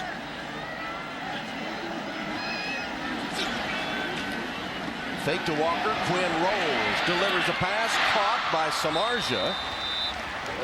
Undercut at the 45-yard line. A gain of 6, just short of the first down by Terrell Vincent. Yeah, good read by Terrell Vincent. I mean, that had, the yards after catch. Watch down here, Vincent, how he kind of recovers. Yards at a catch written all over it. Little bootleg pass. Vincent kind of stays at home. Then a really good open field tackle. If he doesn't get him down, he picks up another 12 yards. So Brock Spack was saying, hey, get those big guys down. He did. Third down sneak by Brady Quinn. And it appears that he has the first down. Among the many things that Brady Quinn does well is quarterback sneak. He's pretty good at it. Well, he's strong. Yeah, big old dude. This guy is cut. I mean, he has the body of a linebacker. And he shaves his arms and legs, too, right? Shaves his arms and legs. Who's going to argue with him? Yeah. Before the game, he said some of the other players now have started doing that.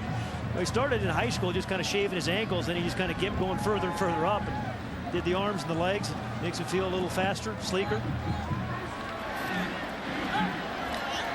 Must be good in the pool, too. Faster, sleeker in the pool. Walker. Stacked up at midfield. Mike McDonald led the defensive charge for Purdue. And Dan Bick, a piece of that tackle as well. And there's Brock Spack, the defensive coordinator. He said, I know we're young, but I like this defense. He said, we're playing together, we're hustling, we're growing. Statistically, they can really look bad, but he thinks by the end of the season, his younger players are really going to contribute. He's got some very athletic young corners. When Brock played here for Purdue, he was making a tackle and was kicked in the head by one of his teammates. And so the next thing he knew, he woke up and they were going for 2 to win the game, and did. Walker can't get around the corner because of Vincent's tackle. Yeah, 2 good plays by Terrell Vincent, the corner. Also George Hall, the middle linebacker. We talked about Brock Spack. He was an all Big Ten linebacker at Purdue and did a good job with his talent level. Look at April, number 32, making a play. They're really good linebackers all across the field for Purdue. Third down and 7 for the Irish. Walker has been tough both in receiving and obviously in rushing, with over 100 yards in the first half. Quinn chased, tackled as he let it go, and it's caught.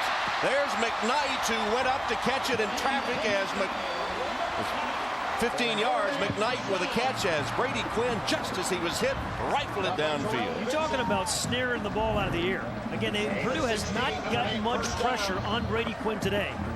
Alex McGee did that time.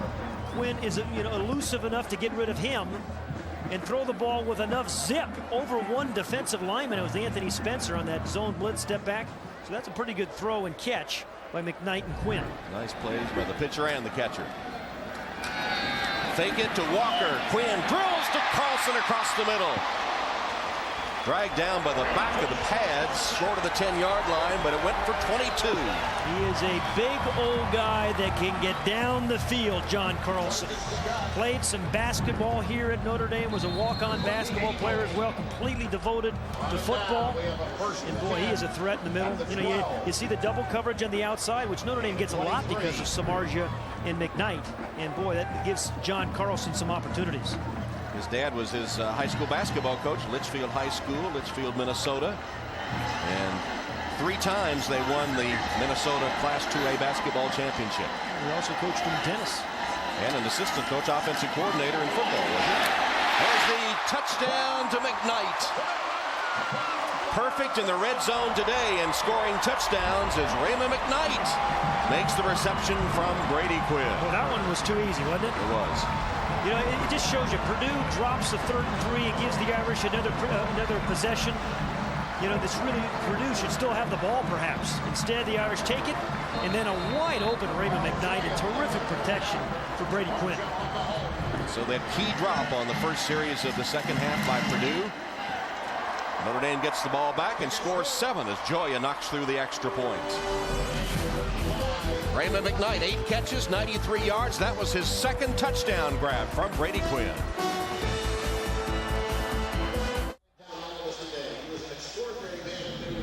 Notre Dame football is brought to you by Comcast. Watch more high-def movies with HD from Comcast, where HD movies live. By Powerade. scoreboard is what you make it. By the new 2007 Lincoln Navigator. Lincoln, reach higher. And by Dell. It's much more technology. It's a Dell. Deep gratitude for the Alumni Association that I accept the Harvey Foster 35-14, the Notre Dame lead as the Irish march down the field and the push-ups. 35 of them now, still early in the third. Raymond McKnight's second touchdown catch from number 10, Brady Quinn. And Ryan Burkhardt has it teed up to kickoff. And Corey Sheets deep for the Boilers.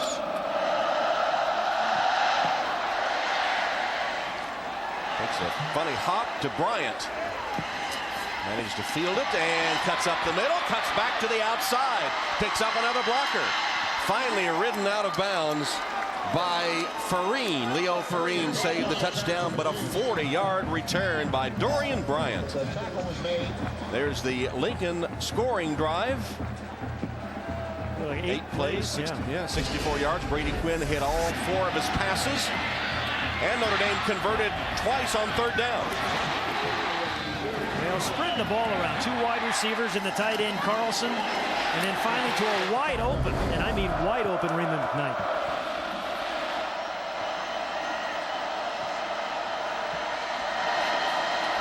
Painter and the Purdue offense have some work to do now, and Painter scrambling out of the pocket and rambling for a first down.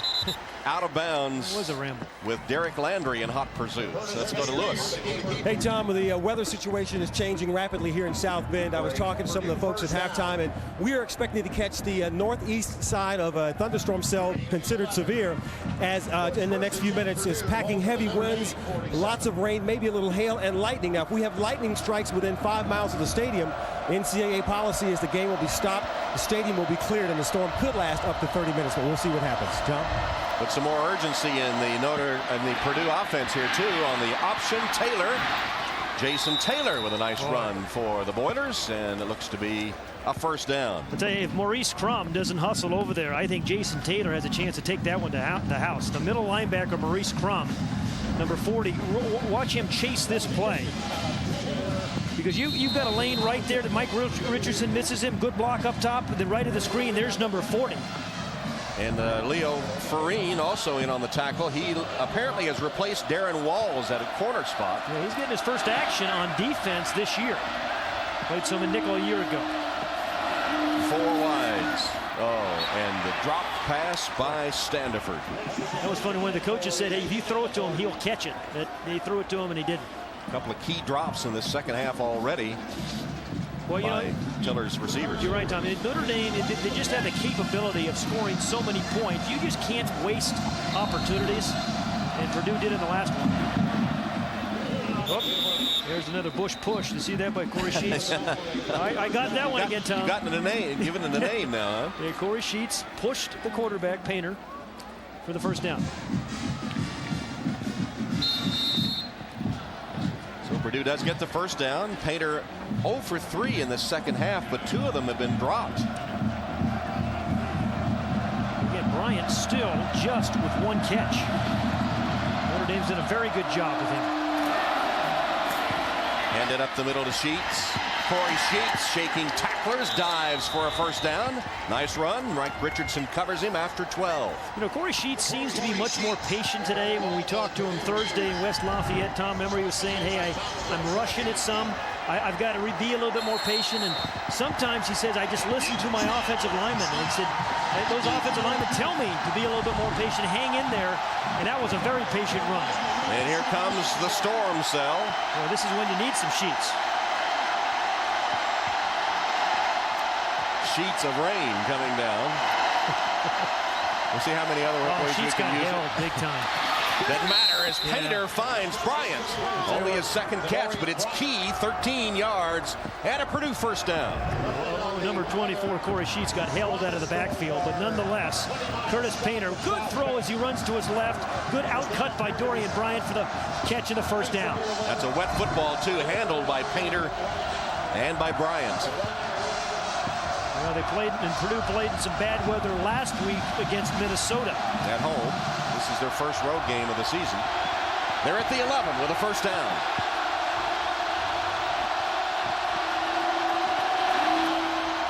Curtis Painter under pressure finds the man, and then he loses the ball. It's incomplete. Dropped. An incomplete pass. Dropped by Dustin Keller, Tom. Normally the sure-handed Keller. That's a heck of a throw again by Curtis Painter. Hanging in, knew he was going to take a shot from Shenandoah and Dukeway, the safety, number 18, coming right up the gut. He takes a shot, and then Keller just absolutely dropped him. Yeah, I think he had an eye on Chris Fromm, who was about to plant one on him, and the ball came free, incomplete, second down.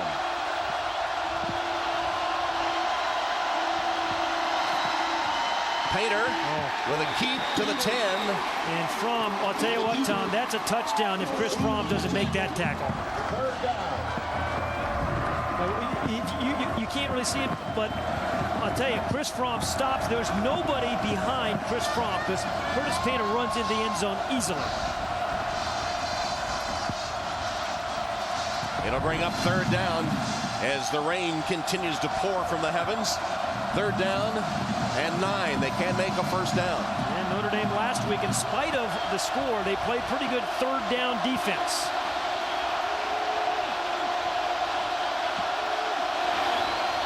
Painter under pressure. Got rid of it and complete. Victor Abiamiri right in his face. No chance. Yeah, the offensive line has had a trouble with Victor Abiamiri today. Well, here he comes, gets a quick start, just a little bull rush. Twice he's run right by Sean Sester, the right tackle. So fourth down, and Joe Tiller is going to go for it, trailing 35-14.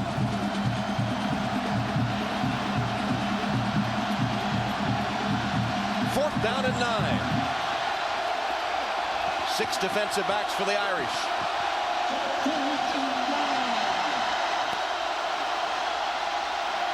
Painter lost for the end zone. Broken up, intended for Orton. No flags down. How about Terrell Lambert making another great play? Terrell Lambert defending for Notre Dame. Terrell Lambert was saying to us yesterday his mother, Keatran, gave him all the confidence he ever needed to be defensive corner. A tough weeks a couple of weeks ago, but responded last week and today. The rain continues to pound the Kentucky Bluegrass Field here at Notre Dame Stadium, with the Irish taking over after holding Purdue on downs. And Quinn's first pass to McKnight. Snatched from the air at the 25-yard line, with Royce Adams holding on for 16. Hey, let's go back and look at this other last fourth down play. Watch right there. He gets pushed out of bounds. You see the field judge throw his hat down, and the line judge does it well. I mean, he was pushed out of bounds. If he can still come back inbounds and catch it, but it wasn't pass interference. Which Tiller wanted a hold and a... What pass interference? You might have argued the hold. Ball has to be catchable. Right? Out of bounds. Carried him out of bounds. McKnight just caught his 9th pass. Here's Walker with the reception out of the backfield. Ducks out of bounds. And for Darius Walker. That's 8 catches now. Yeah. 5-yard gain on that one, with Jared Swilling chasing him out of bounds. That scene of Charlie Weiss right there looks reminiscent of last week against MSU. The score's a little bit different. Depends on what point of the game you're talking about. The scores. Yeah, you're right.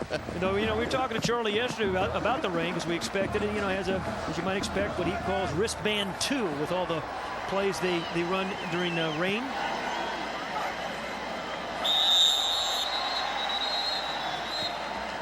A lot of finger pointing going on down there.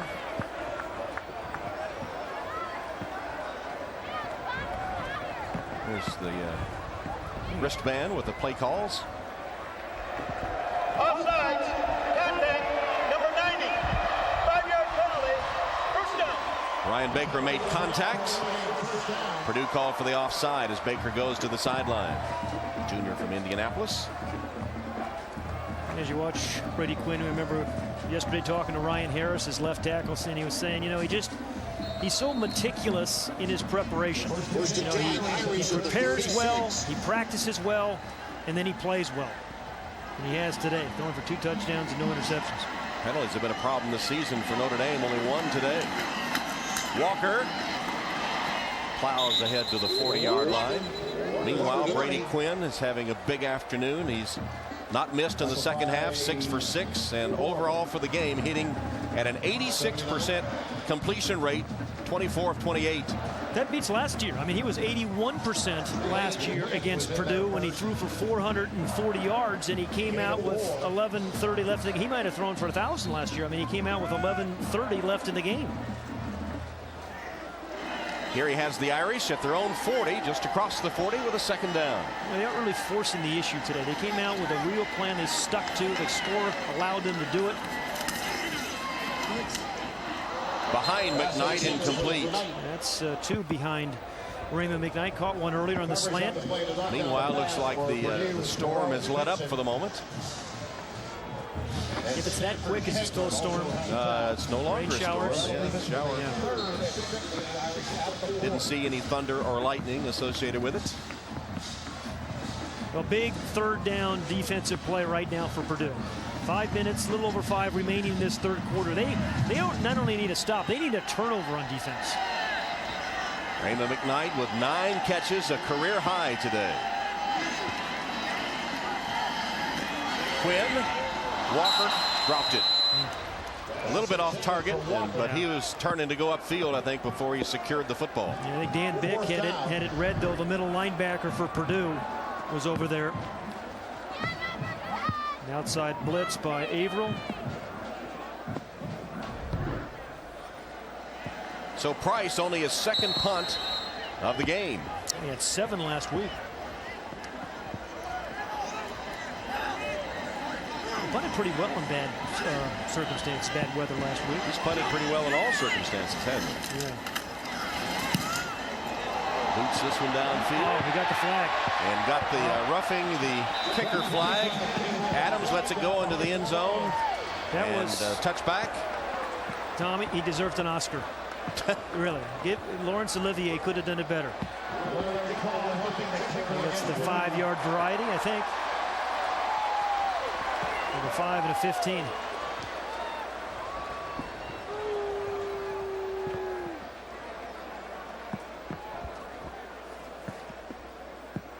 Jeff Price, averaging 48 yards a punt this year, has really been a difference maker in terms of field position for the Irish.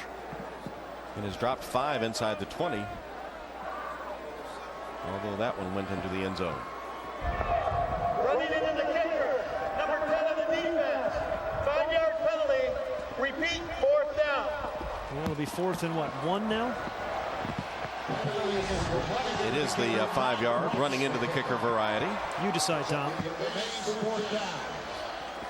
Would you have called that? No, and it was Jason Taylor that ran into him, and that pretty well sums it up. Yeah. Well, Brady Quinn's been awfully good on 4th down quarterback sneaks in the past, but last week in this situation, he threw a long pass to John Carlson. And the rain has begun again in earnest.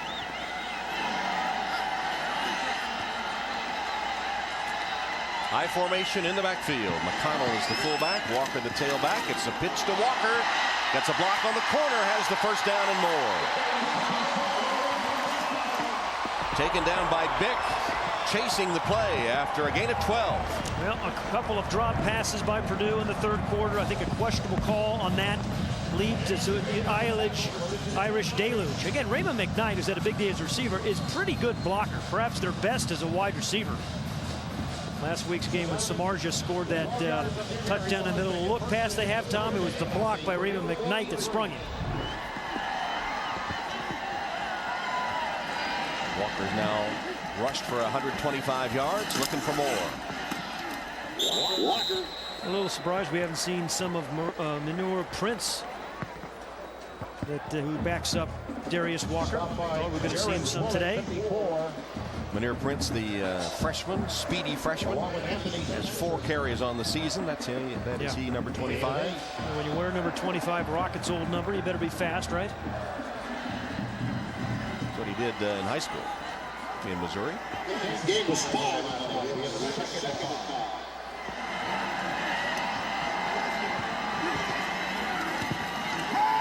Quinn, after the play action fake, winds up and heaves downfield over the head of Jeff Samardzija.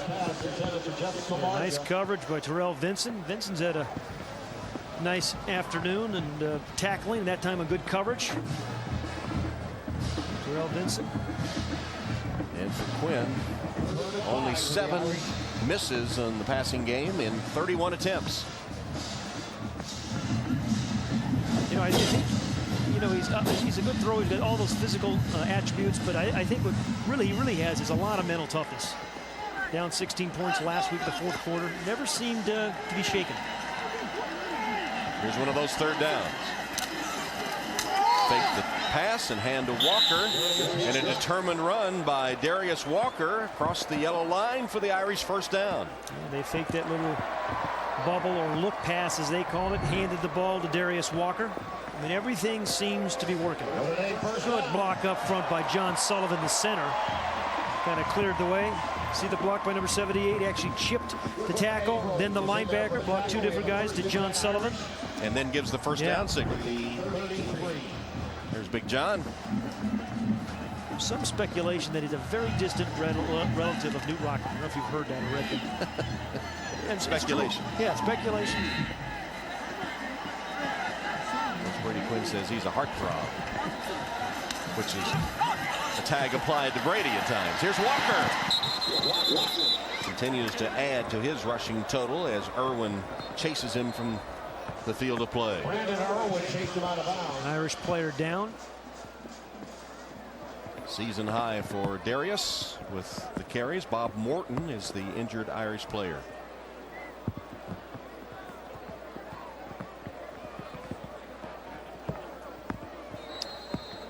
From Texas, Bob Morton.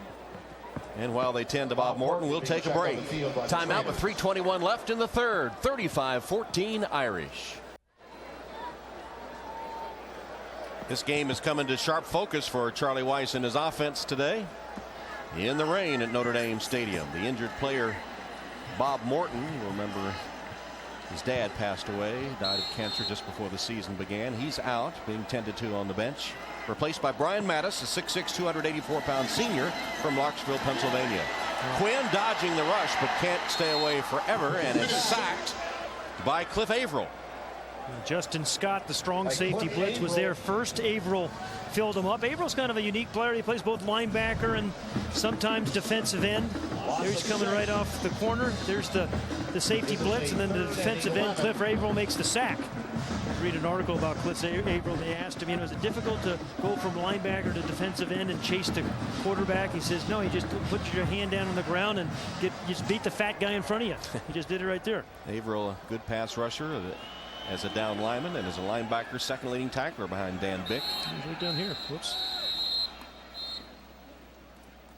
And Notre Dame is forced to use a timeout here. Charlie Weis will talk to his quarterback, leading 35-14. Little patch of clear sky above Notre Dame Stadium. Today's game brought to you by Comcast. Big difference in third down conversions, which was a point of emphasis for Coach Weis. 5 of 8 today. Third down and 11 here. Quinn with protection. Has another conversion, and McKnight with a career high 10 catches now. That one for 14. Just eating up the corners on the out routes, aren't they, Tom? I mean, I think it's maybe the 6th, just plain old vanilla out route. Really drilling the ball to his left today. Which has been a problem, as we mentioned earlier, for whatever reason. Didn't appear to be anything mechanically. No. It was some receiver's fault and some. And today's first down line brought to you by Xerox. Irish just short of the Purdue 20. 31st first down just in the books. Tip ball incomplete, intended for McKnight. Spencer got his, I think, both hands on that ball. Anthony Spencer, who played so well a couple of years ago and has played again well today. He's right over here. There he is. Kind of moves around as a defensive end. Got his right hand on that one. So second down and 10. There's Spencer.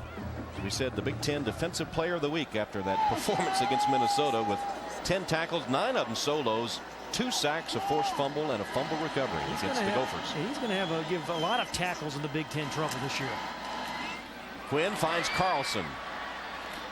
4 of them hop on him, and it takes 4 to get him to the turf. Soggy as it is. Bick was the first to get there. I remember talking to John Carlson a couple of weeks ago. History major, anthropology minor. He was telling us got turned on to American history by a high school history teacher. And like a lot of his teammates, has chosen a double major, including Brady Quinn, who will graduate in 3.5 years with a double major in finance and poli-sci. 3rd down and 7. Quinn sacked by Spencer. Anthony Spencer, you have to have a plan for Anthony Spencer, and even if you do, a lot of times it doesn't work. Alex McGee was there too. Loss of 9. Anthony Spencer is just right up here, number 49. A quick jump off the ball. Ryan Harris, who's had a pretty good year as a pass blocker, just can't keep up with his speed. He got to the outside edge so quickly in the first couple of steps, Ryan Harris couldn't catch up. So Joya will attempt a 47-yard field goal. Samardzija the holder. From 47, the kick is no good. Wide left, a flag down just now, late flag. Well, the Irish are clapping as if it's against Purdue. Already they've kept one drive alive with a running into the kicker penalty, which was questionable. This one a personal foul against the Boilermakers. Well, stupid penalty there. Joe Tiller saying one of the objectives for his young team was to keep your poise in this environment. Their first road game, their first real test of the season. And he wanted to see him play hard for 60 minutes. Play hard for 60 minutes. And he's saying he likes the intensity, likes the chemistry of the team. He says they really seem to care about each other. Yeah. It seems to be a genuine emotion. The kick was no good. After the play was over, personal foul, 49 of the defense. That will be assessed from the previous spot, half the distance to the goal. First down. Well, on Anthony Spencer, who's played so well. We just say, why don't you just give him a touchdown? That's what Joe just said. So why don't you just give him a touchdown? The occurred after the play. And this field goal moves the ball, and then the penalty will be assessed against Purdue. There's some shoving and shoves the guy in the back. Again, I don't think you need to call that one, Tom, but especially given the situation. To the goal. It was after the play. First he did. Purdue, just shy of the 50. This guy blocked a field goal earlier in the year against Nathan Parsegan, a relative of Era, who was presented the game ball last night from the miracle comeback last week against Michigan State. Curtis Painter, dangerous pass. And then a flag down on Farine. Orton was the intended receiver, and Farine just mistimed it a little bit. You're right, because Painter threw that off his back foot, didn't have all the juice on it he wanted. I thought Farine was going to step in front. Pass interference, number 15 of the defense. Spot foul, automatic, first down.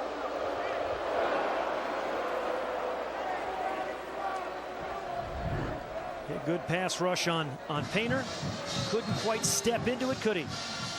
Didn't have all of it on, and then Farine makes the I think that was pass interference. I think he got there before the ball did. It looked like he had a hand in the small of the back too before he collided with him. Sheets, nothing doing. That's Abby Amiri again.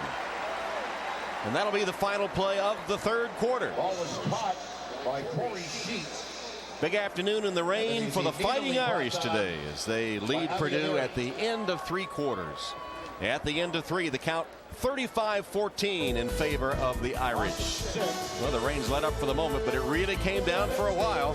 We'll be back to Notre Dame Stadium after these messages from your local NBC station. You're watching Notre Dame football presented by Comcast.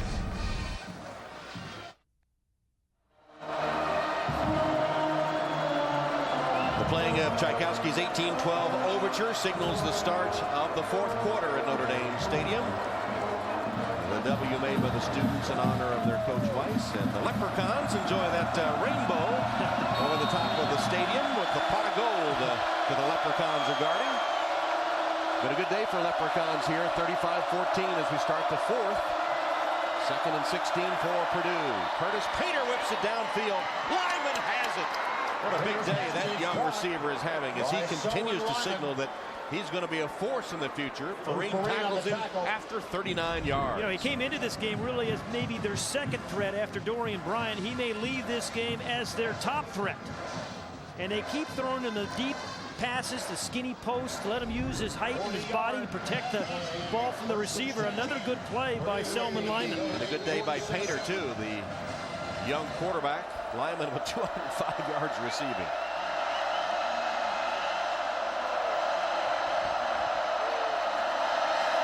Handed to Sheets. Try to use a blocker, and he does. A blocker, it was Bryant. Got him an extra couple of yards. Fareed tackles him after he picks up the first. Curtis Painter has played pretty doggone well. And, you know, he's thrown for almost 300 yards. He's thrown one touchdown, and he's had a bunch of balls dropped. And as we said, managed the game pretty well. The score clearly is tough to manage, but everything else has gotten his team in and out, protected the football, made good decisions. Maybe you have a guy they can build on here. Came into today leading the Big Ten in total offense. Last year was Big Ten all-freshman. Sheets short of the 30. Corey Sheets, we were talking about his high school track career with him this week. And we're in the 100 meters, the 200 meters, the 4x100, shot put. Actually even tried the pole vault. Yeah, he said he tried it once, but when he found himself coming down backwards, he said, no more of that. Everything but the pole vault. Never got even up to the crossbar, did he? He was an all-state track performer. Good dual threat, too. Good runner, good receiver.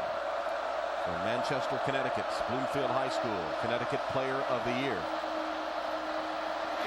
Painter's pass almost intercepted through the hands of Brockington. Brockington playing in the place of Travis Thomas. We mentioned at the top when we did lineups, Tom. Joe Brockington, really the coach there, they were saying he's more of a rundown player. Charlie Weiss was saying to us yesterday, but good in the pass defense here. Got right in that throwing lane, trying to get another inside slant to Selman Lyman. 3rd down. 6 defensive backs on for the Irish.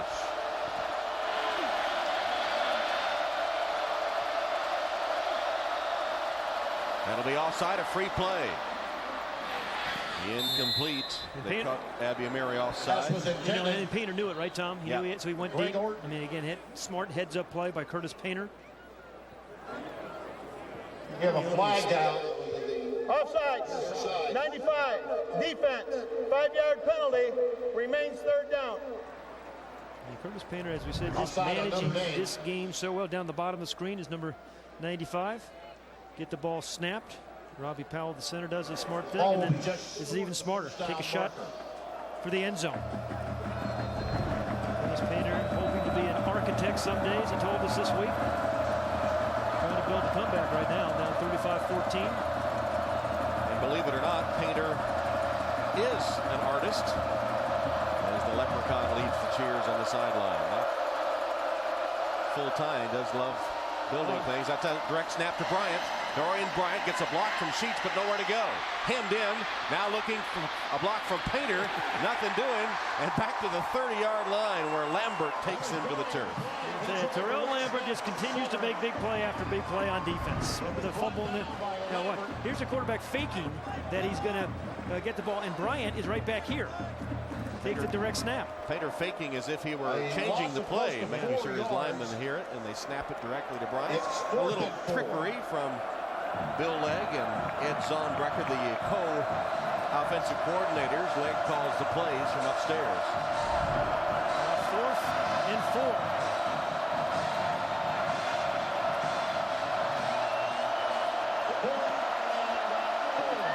There's Lyman. He's been so tough. Painter through the hands of Sheets out of the backfield. I don't think even if he had caught it, he would have mave the first down. A little bit of tight throw, but Selman Lyman was there.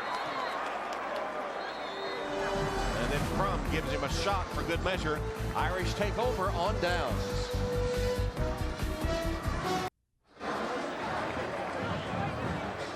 Purdue quarterback Curtis Painter has had a pretty good afternoon, but his team trails and they just gave up the ball on downs to the Irish at their own 30-yard line.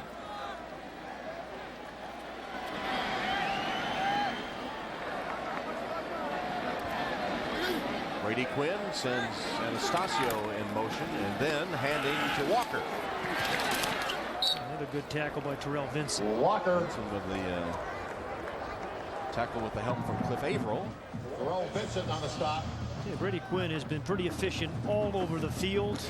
Left, right, and up to middle. I see 14 of 20. That's 70%, I believe, Tom, to his left. Center, 88% to his right. What's that, 83%? So, I mean, he's been on target everywhere. Don't act like you just added that up in your head. I did. Jeez, no shoes and socks on. And remember, we noted that Brady Quinn had trouble throwing to his left. It was a point of emphasis in practice all week long from Charlie Weiss, who took a personal hand in it. And obviously, it helped as the Irish take their second time out of the second half. 11:41 shows on the clock, and Notre Dame up 35-14.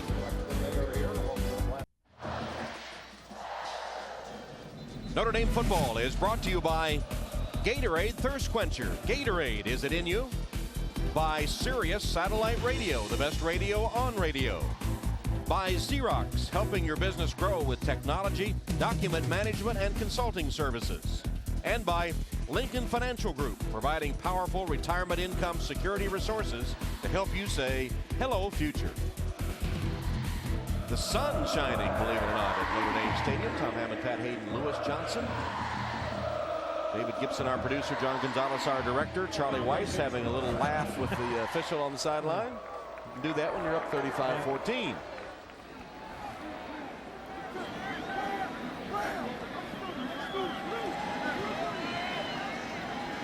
Brady Quinn empties the backfield with Walker in motion, so 5 wide receivers, and blitz nearly got to Quinn. He ducked under it and then is ridden down by Spencer at a 30-yard line. Well, I'll tell you. Anthony Spencer got in on the play. And don't forget, once today's game ends, you can visit NBCSports.com for the live Vonage Notre Dame postgame report. Your place for all the info you need to know after the game, and includes the press conferences for both coaches, Charlie Weiss and in this case Joe Tiller. Full game replays and everything you need to know. That's all at NBCSports.com. It might have been it was a face mask on Brady Quinn. After the loss on the play, third down. Quinn caught by Samardzija. Brady Quinn's pass is complete to Jeff Samardzija. He's just short of the first down marker. Samardzija was brought down by David Pender. It's gave him a little Entrance Jeff Price, a pretty good athlete, and the punter from Texas, originally actually signed with the University of Texas, changed his mind, came to Irish land. They're pretty happy about that. I guess so. As we said earlier, Coach Weiss identified him as the only consistent player all season.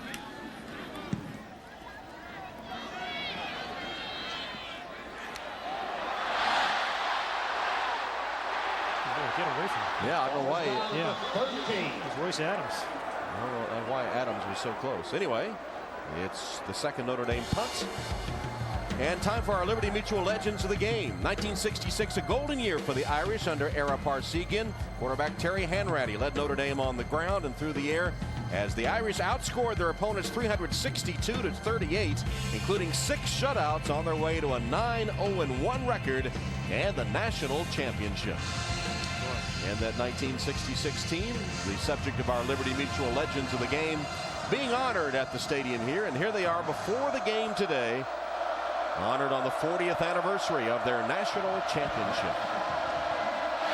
The only blemish was that tie with Michigan State, the famous game of the century. Raiders You mentioned Terry Henry. 40 years ago, he threw 63 passes against Purdue. In fact, Jim Seymour and Terry Hanratty made the cover of Time magazine. And let's go to Lewis.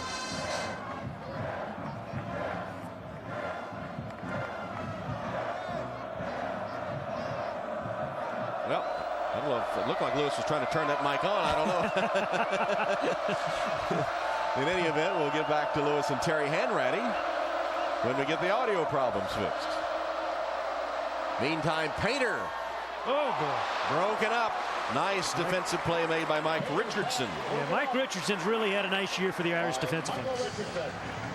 All right, let's try again. Lewis, Mike on this time. Here we go, Tom. Hey, Mr. Hanratty, I've been watching you all game, just steps away from the field where you earned that championship in '66. What's it like to come back and celebrate 40 years later?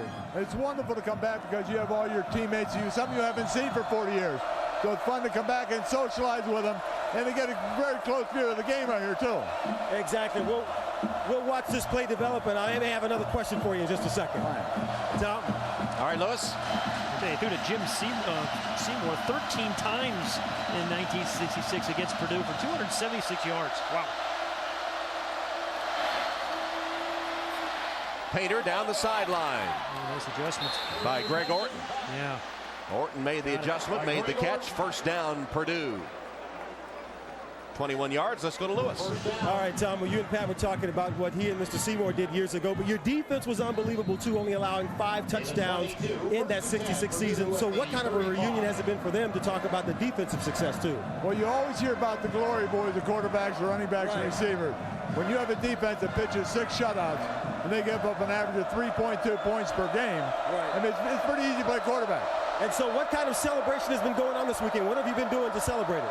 Well, we've telling all stories because we're a lot better now than we were then. That's a great answer. The last thing I'll ask you is, Eric Parsegan was here for 11 seasons. This was the first of his 2 championships. What did you learn from him? Give me something that we just don't know about him. We learned how to be a man, how to really take control of what you do on the field and off the field.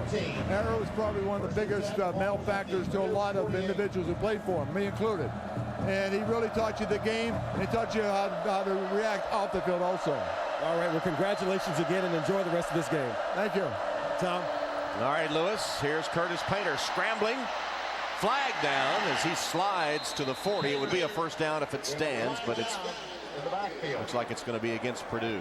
Well, we were talking about that 1966 national championship team. Here they were at the pep rally last night, and Coach Charlie Weiss presenting Jim Lynch with the game ball from last week's win, the miracle comeback against Michigan State.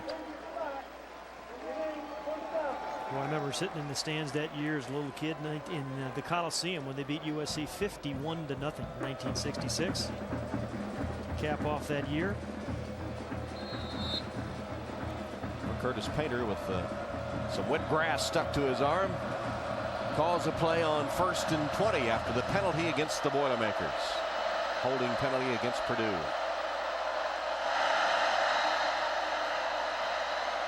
Painter with plenty of protection gives him time to go for Orton, and broken up by Ndukwe. What a nice conversation we had yesterday with Shenandoah Ndukwe, number 18, the free safety for the Irish. You know, he and Brady Quinn have been best friends since 7th grade. He was a receiver for Brady Quinn in high school and made a nice defensive play on that one. Live together and compete in everything you can imagine. Darts, pool, whatever it is. Well, Brady was actually thinking about taking home a cat this week as a pet, and Shenandoah said, no way. Put his foot down on that one, didn't he? No cats in our house. His big brother was a Notre Dame student, now in the Navy. He's here today. And his dad, the pass is complete to Taylor out of the backfield. And Ndukwe's dad, Stephen, used to drive him to the campus to visit his older brother. These guys were a pretty good high school combination. Hoffman High School, Dublin, Ohio, the Shamrocks. Makes sense, doesn't it? Yeah, he started as a wide receiver here. He was recruited even before Brady Quinn. And Ndukwe caught 48 passes from Brady, 10 touchdowns as a senior. And Ndukwe has a younger sister, Gracie, that's sitting in the student section here today, a student at Notre Dame. Painter right in the center of the defense to Dustin Keller, the tight end, who lugs it to the 40, and a Purdue first down after 13. Prior to that catch, Keller only had 13 yards in reception. This is a guy that came in averaging 20 yards a catch on 18. The touchdown, a bunch of big plays, and he has been throttled by the inside interior of the Irish defense. Purdue advances to the Notre Dame 39 with a first down.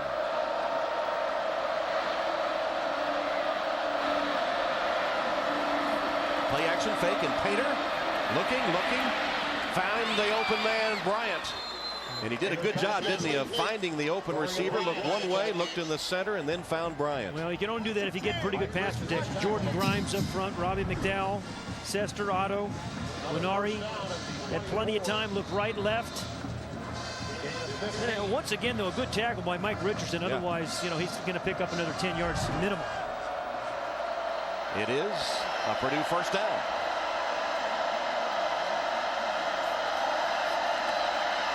Painter lost it for Keller.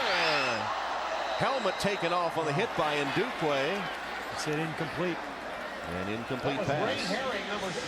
And Ray Herring also hitting him along with Ndukwe.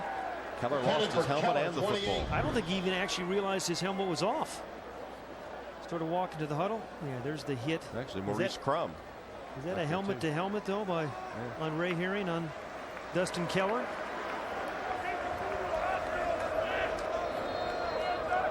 I think he didn't realize he lost the helmet. Is it? I think that's a helmet to helmet play on Ray Herring.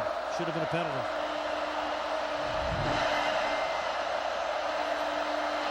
Second down.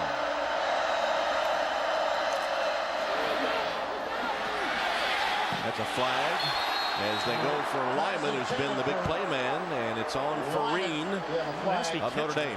It certainly has to be catchable, right? Unless it's holding. Pass interference, number 15 in the defense. 15-yard penalty, automatic, first down. So the pass interference call on the junior from New Jersey. What is catchable or not catchable these days by these great athletes, right? But yeah, this one's not even in bounds. Well, yeah, and he was. His progress was impeded, so he had no chance to catch it. It's hard to say whether it was catchable or not. 220 receiving yards. Obviously a career high for the young lineman and the most by a Notre Dame opponent this season.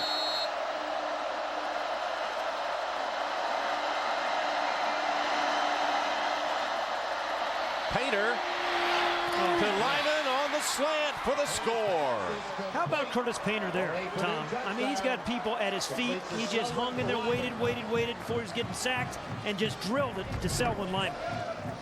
There's nothing harder for a quarterback than having people at your feet and still delivering a strike like that.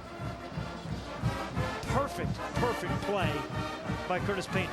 On his way down, got enough zip on it to get it to a 6'4" receiver. Once again, running one of those skinny posts for the touch. I tell you, the Boilermaker fans have reason to be excited about this offense in the future, because Painter and Selwyn Lyman, Dorian Bryant is just a junior, Sheets is a junior. Lyman with 7 receptions, 33 yards per catch today for Selwyn Lyman. Selwyn Lyman, who was rated the number 5 wide receiver in all of high school football a couple of years ago from Fort Wayne, just became the all-time leading receiver in yardage against Notre Dame. 229 yards receiving, the most ever by a Notre Dame opponent. And most importantly, 2 of those 7 catches have been touchdowns. It's just a 2-possession game now. And Notre Dame expecting an onside kick from Summers. That's George West, the only deep man. And he's a good 40 yards behind everybody else. Blue line indicates the 10 yards. They kick it away. And West lets it bound out of the end zone for the touchback. Hey, Tom, let's take another look at this touchdown, and kind of an interesting formation. Lyman kind of in an I formation right here, and then runs this little skinny post, gets his body in position again. And then the real Curtis Painter, with people all over him, drills it perfectly. You know, a little margin, a little larger margin for error when you have a guy this big and this tall. They just got great body position and the perfect throw for the touch. So 35-21, and now the Purdue defense called on to make a stop. Just under 7 minutes to play. I think that short hopped him, did it not? Yes, it did. Hit Intended the ground for Anastasio, incomplete. Chase Anastasio. Second down. Brady Quinn has protected the football pretty well today, but here's a situation now where Purdue really needs some sort of defensive play, a turnover, a tip ball maybe.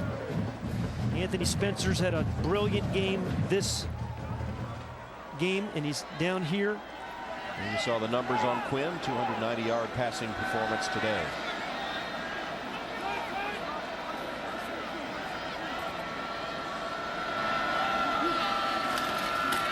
Darius Walker trying to get a block from McKnight.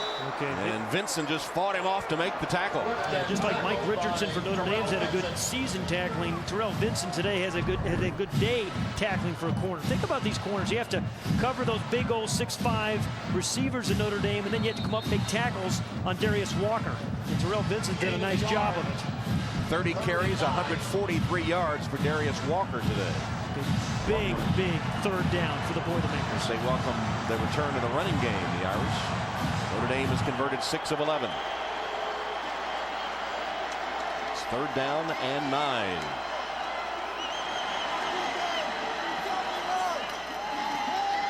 Brady Quinn given protection and finds Samardzija. And he has the first down. Jeff Samardzija, as the Irish convert, another third down, 11 yards. You know, you cannot double team everybody, obviously, right? And if you give Brady Quinn the chance to throw it, the good protection, what you do, Samardzija's right up here. He's going to run a little crossing route. But you got Carlson, the tight end, who's open. You got Samardzija's open. They chose to play pass defense, not come with a blitz, gave him plenty of time, plenty of protection. And that's usually fatal for a defense. Notre Dame now has converted 7 of 12 third downs, 58%. And a first down pass from Quinn, who's chased and sacked. Again, it's Spencer, Anthony Spencer. Anthony Spencer is just unreal. I mean, if there's a better defensive end in the Big Ten, I'd like to see him. Brady wouldn't. No, you're right. Brady's seen enough of him today. Number 49, a little inside move. You know, he's beaten the tackle outside a couple times. This time inside. Got some help, I think, from Cliff Averill as well.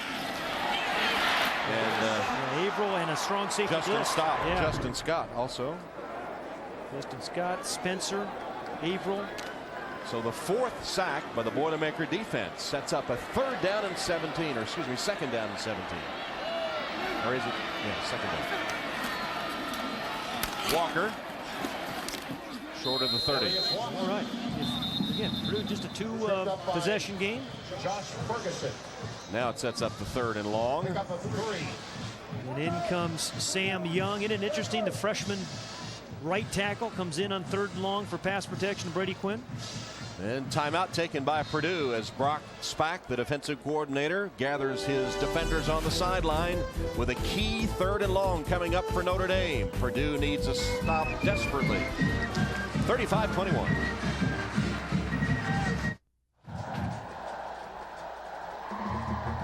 .438 on the clock. The scoreboard says Notre Dame 35, Purdue 21. And the Irish with a third and long from just short of their own 30-yard line.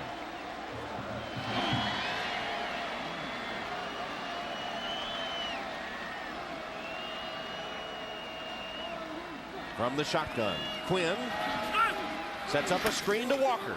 Got a good block and sprints downfield close to the first down. Santucci laid his man to the ground. A gain of 16. Averill and Irwin force him out of bounds, but it will be a first down for the Irish as they convert a huge third down there. Isn't it amazing? They haven't been terribly effective in the screens all year long as they were a year ago, but today the screen game has been there all day. Good block by John Sullivan again downfield to clear the way for Darius Walker. Before the play was over, he knew it was going to, well, they're going to measure now. Couldn't really see where they spotted the football exactly right in front of that Notre Dame bench, so it was close, and so close they will measure it is a first down. Always trust your first sentiment. Okay. Huh? All right.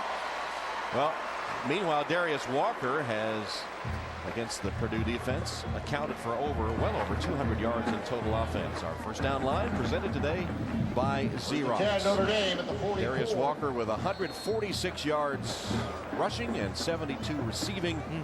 218 yards from scrimmage. And how about Brady Quinn, too? 316 yards passing, throwing 2 touchdowns. First 100-yard rushing performance by Darius this season, who is spelled by Munir Prince now. The freshman is the tailback. Pitch to Prince. Nice move to get a short gain. Josh Ferguson on the hit for the Boilermakers. He avoided, Prince did the first couple of men, but not much room to roam. It'll be second down and about 7. You know, it seems like a funny time for Munir Prince, just when you're trying to really run the clock out. A guy who hasn't touched the ball, and that guy has been has protected the football for so well this year, actually his whole career. Thought we were going to see Prince a little bit earlier in this game. Charlie saying yesterday he'd like to have him touch it 10 to 12 times. Well, that's 1 with 3:50 left. There's 2. Tried to cut back, stopped in his tracks by Dan Bick.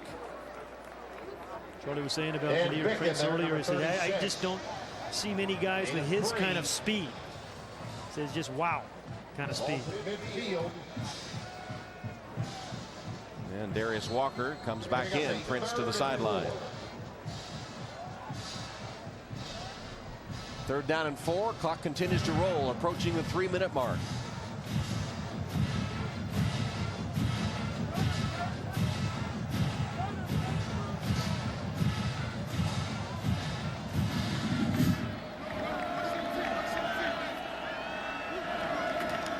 McConnell, the fullback, short of the first down. It'll be 4th down. How about using a timeout, maybe? Purdue has 2 of them remaining. McConnell carrying the ball for Notre Dame. And they do take a timeout. Yeah, that's a good use of a timeout. About a half-yard, and Purdue calls timeout. Clock stopped at 2:57. And Charlie hasn't absolutely decided yet to punt, by the looks on his face. By Stanford Taylor. Well, you opened the telecast by saying that the Notre Dame offense had been the good, the bad, and the ugly. Today, it's all good. Yeah, you know, Quinn's been sensational, really been accurate, thrown the 2 touchdowns. Darius Walker's been the star of the game, 146 yards rushing. And how about 14 points in this first quarter. And then 8 for 14 on 3rd down. Those are 2 areas where they just had not done well this year at all. So, you know, it's no longer the good, bad, and the ugly. The spaghetti westerns complete. And Clint Eastwood has gone home. They'd only scored 10 points in the first quarter prior to the 14-point outburst today. And the punt team is headed to the field with Brady Quinn there on the sideline, helmet off. So 4th and 3, and Charlie Weiss will punt to Royce Adams. It'll be Jeff Price in punt formation. And there's Adams. Jeff Price will punt.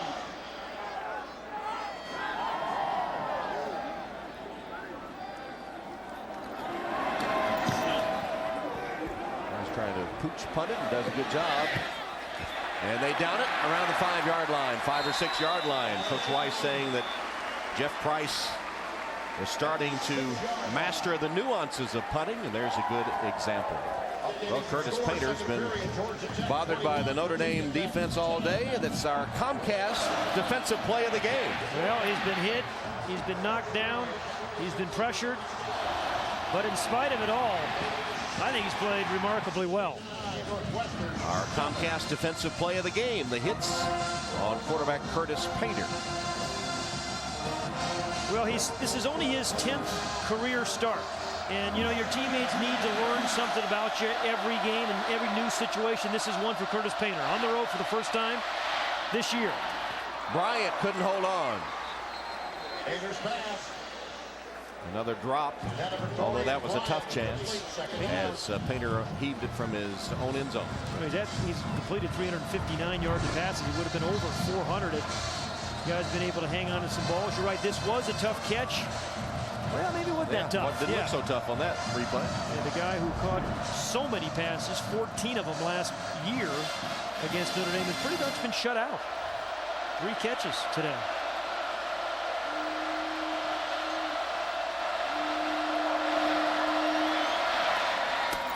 Painter got the ball delivered just as Orton made his break, and he holds on for the catch in the first down. That play is just so hard to defend if you throw it on time.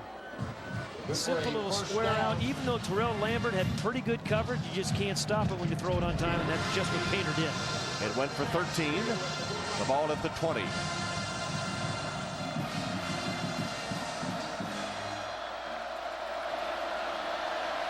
Tom Zibikowski really kind of playing a linebacker position right now. The nickel set. Under pressure, Painter's pass almost intercepted.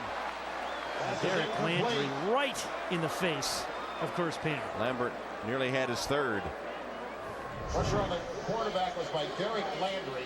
Derek Landry, number 66, who's really played well the last few weeks. He had a big fourth quarter sack last week against Drew Stanton in Michigan State. And that should have been, or could have been, easily an interception by Lambert. Second down.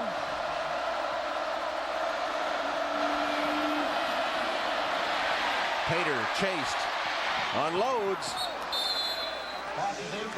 and incomplete, intended for Lyman. Lambert was running with him. It's going to be third down.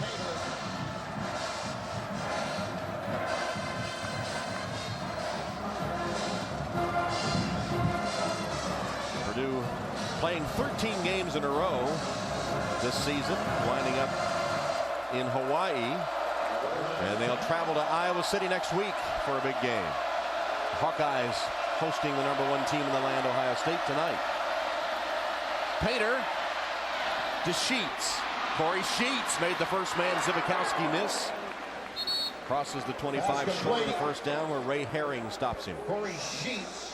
Only one timeout. They should be getting this ball snapped a lot quicker, don't you think, Tom? Yeah, right. At a minute 50, the clock is going. I know it's a fourth down play. Still have one timeout remain. They need to score and an onside kick and score again. Fourth down and 3.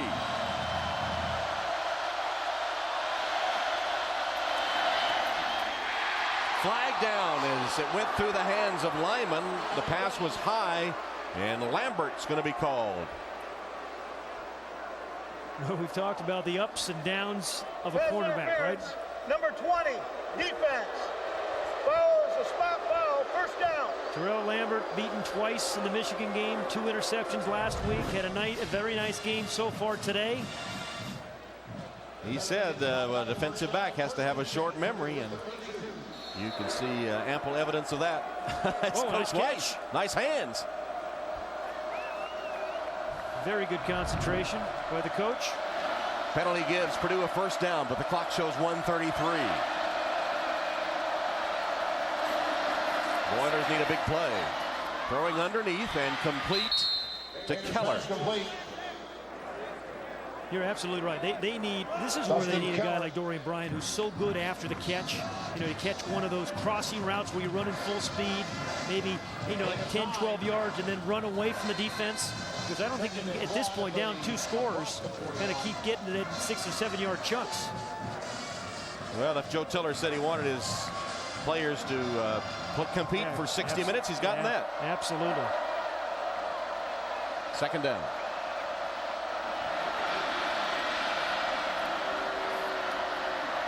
Painter stands in the pocket and then throws it away.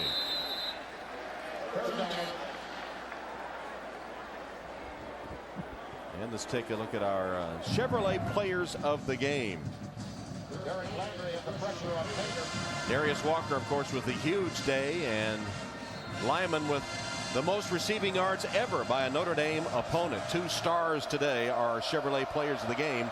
In recognition of their determination and outstanding play, Chevrolet makes a $1,000 contribution to each university's General Scholarship Fund, Chevy, and American Revolution. Their quarterback sneak by Curtis Painter for the first down. Keeps the drive alive, but again, they need to get it in some chunks now, Tom, right? Right.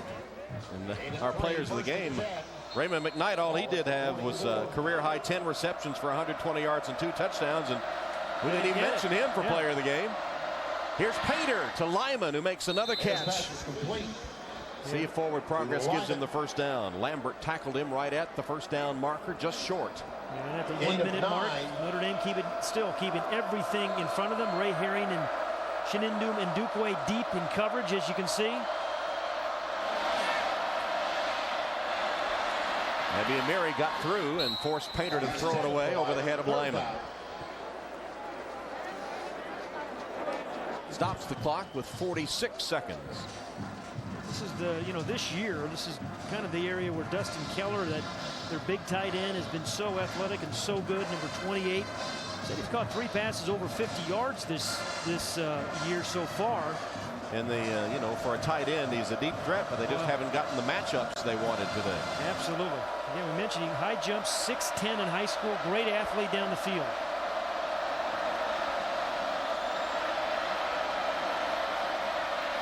Sheets out of the backfield, incomplete. Took a shot from Zibikowski after the ball went over his head. Stops the clock at 42 seconds and makes 4th down. 4th down and a yard for Purdue.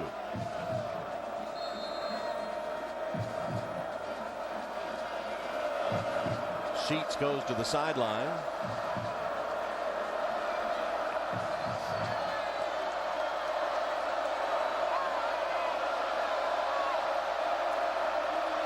Painter from the shotgun on 4th and 1. His pass incomplete through the hands of Lyman on that slant that's been successful for them. And Purdue's last gasp goes awry.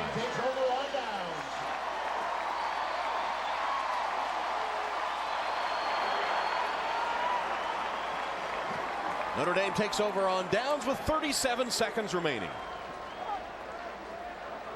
On a day when Brady Quinn and the Irish offense outdueled Curtis Painter and their Purdue counterparts, but good performances by both offensive teams today. Yeah, the Irish absolutely in sync. They've been out of sync the last couple of games offensively. But it really started with that opening drive. For the first time this year, they marched down and got a touchdown on the board. Favorite play if you're a Notre Dame fan is the quarterback taking the knee. Quinn does. Purdue has a timeout left, but they won't use it. And Notre Dame has defeated Purdue here at Notre Dame Stadium today with some offensive fireworks on both sides. As Charlie Weiss looks for Joe Tiller and the post-game handshake. And there it is. So the final 35-21. Today's game presented by Comcast. Stay tuned now for the post-game report. We'll be back at Notre Dame Stadium in 30 seconds. Welcome to the Vonage Notre Dame post-game report. Back at Notre Dame Stadium, where the Irish have won their 5th game of the season, beating Purdue 35-21. Let's go down to Lewis with Coach Weiss. All right, thanks so much. Coach, you said before this game that you were really looking for greater consistency in your play after the big highs and the big lows. Did you see that today in the win over Purdue? Yeah, we did a much better job. Like on 3rd down, our 3rd down conversions were finally, in the acceptable range until the very end of the game. But I thought that, for at least the first 3 quarters, I thought that, we played pretty well as a team. And how much did that running game by Darius Walker early in the game help you open up the game plan? Well, it makes it so much easier to call a game when you're not pigeonholed into just throwing it on every play. All right, thanks, Joe. Okay, you're welcome. Tom. All right, Lewis, Jeff Samardzija and the Irish players over in front of the student section as the band plays the victory march to be followed by the alma mater. Well, Coach Weiss did ask for more consistency. He asked for third down conversions, better play on first down, all around good play, and his offense really sparkled today. Well, I think the key was really how well they played on first and second down. Right. You know, in the first half, they averaged over 6 yards per play on first down, so they weren't getting those third and 10 pluses, which has been the bane of their existence those first 3 games at least. The Irish did convert 8 of 14 third downs in the game, and just 5 penalties, which have been a problem as well. And I thought both quarterbacks played well. Well, the numbers show that. I mean, Curtis Painter, really first road game, really road tested today. I think he responded very, very well. Brady Quinn was really sensational. The numbers show it. He managed the game well, never really in trouble. Neither quarterback throwing an interception today. And despite a torrential rain shower at one point. Here's Brady Quinn and the Notre Dame alma mater as they line up in front of the Student Center, that new tradition begun this season by Coach Weiss. And Coach Weiss wanted to get that running game going too. And not only did he get Darius Walker untracked running, but he became a valuable receiver as well. Yeah, he really had in pass protection also. And think about Notre Dame now. They play Stanford. They'll be a heavy favorite next week against Stanford. Then they have a bye, and their team is starting to roll now. So what we expected from Notre Dame at the beginning of the year, we certainly saw it today. Darius Walker had 219 yards of total offense today, and Raymond McKnight, a career-high 10 catches, 120 yards, and 2 touchdowns. It was a good day for the Irish offense. 35-21, they win it. That'll do it for our Vonage postgame report. For more postgame reaction, including press conferences, you can go to NBCSports.com. The final again was 35-21. A reminder, next Saturday here on NBC, the Fighting Irish host Stanford. And don't forget tomorrow night, the Chicago Bears and the Seattle Seahawks, a battle of unbeatens on Sunday Night Football. Tonight at 8/7 Central, an all-new 2-hour Dateline NBC, followed by Law and Order SVU. And for more on today's game, including the live Charlie Weiss press conference, we remind you again, you can go to NBCSports.com.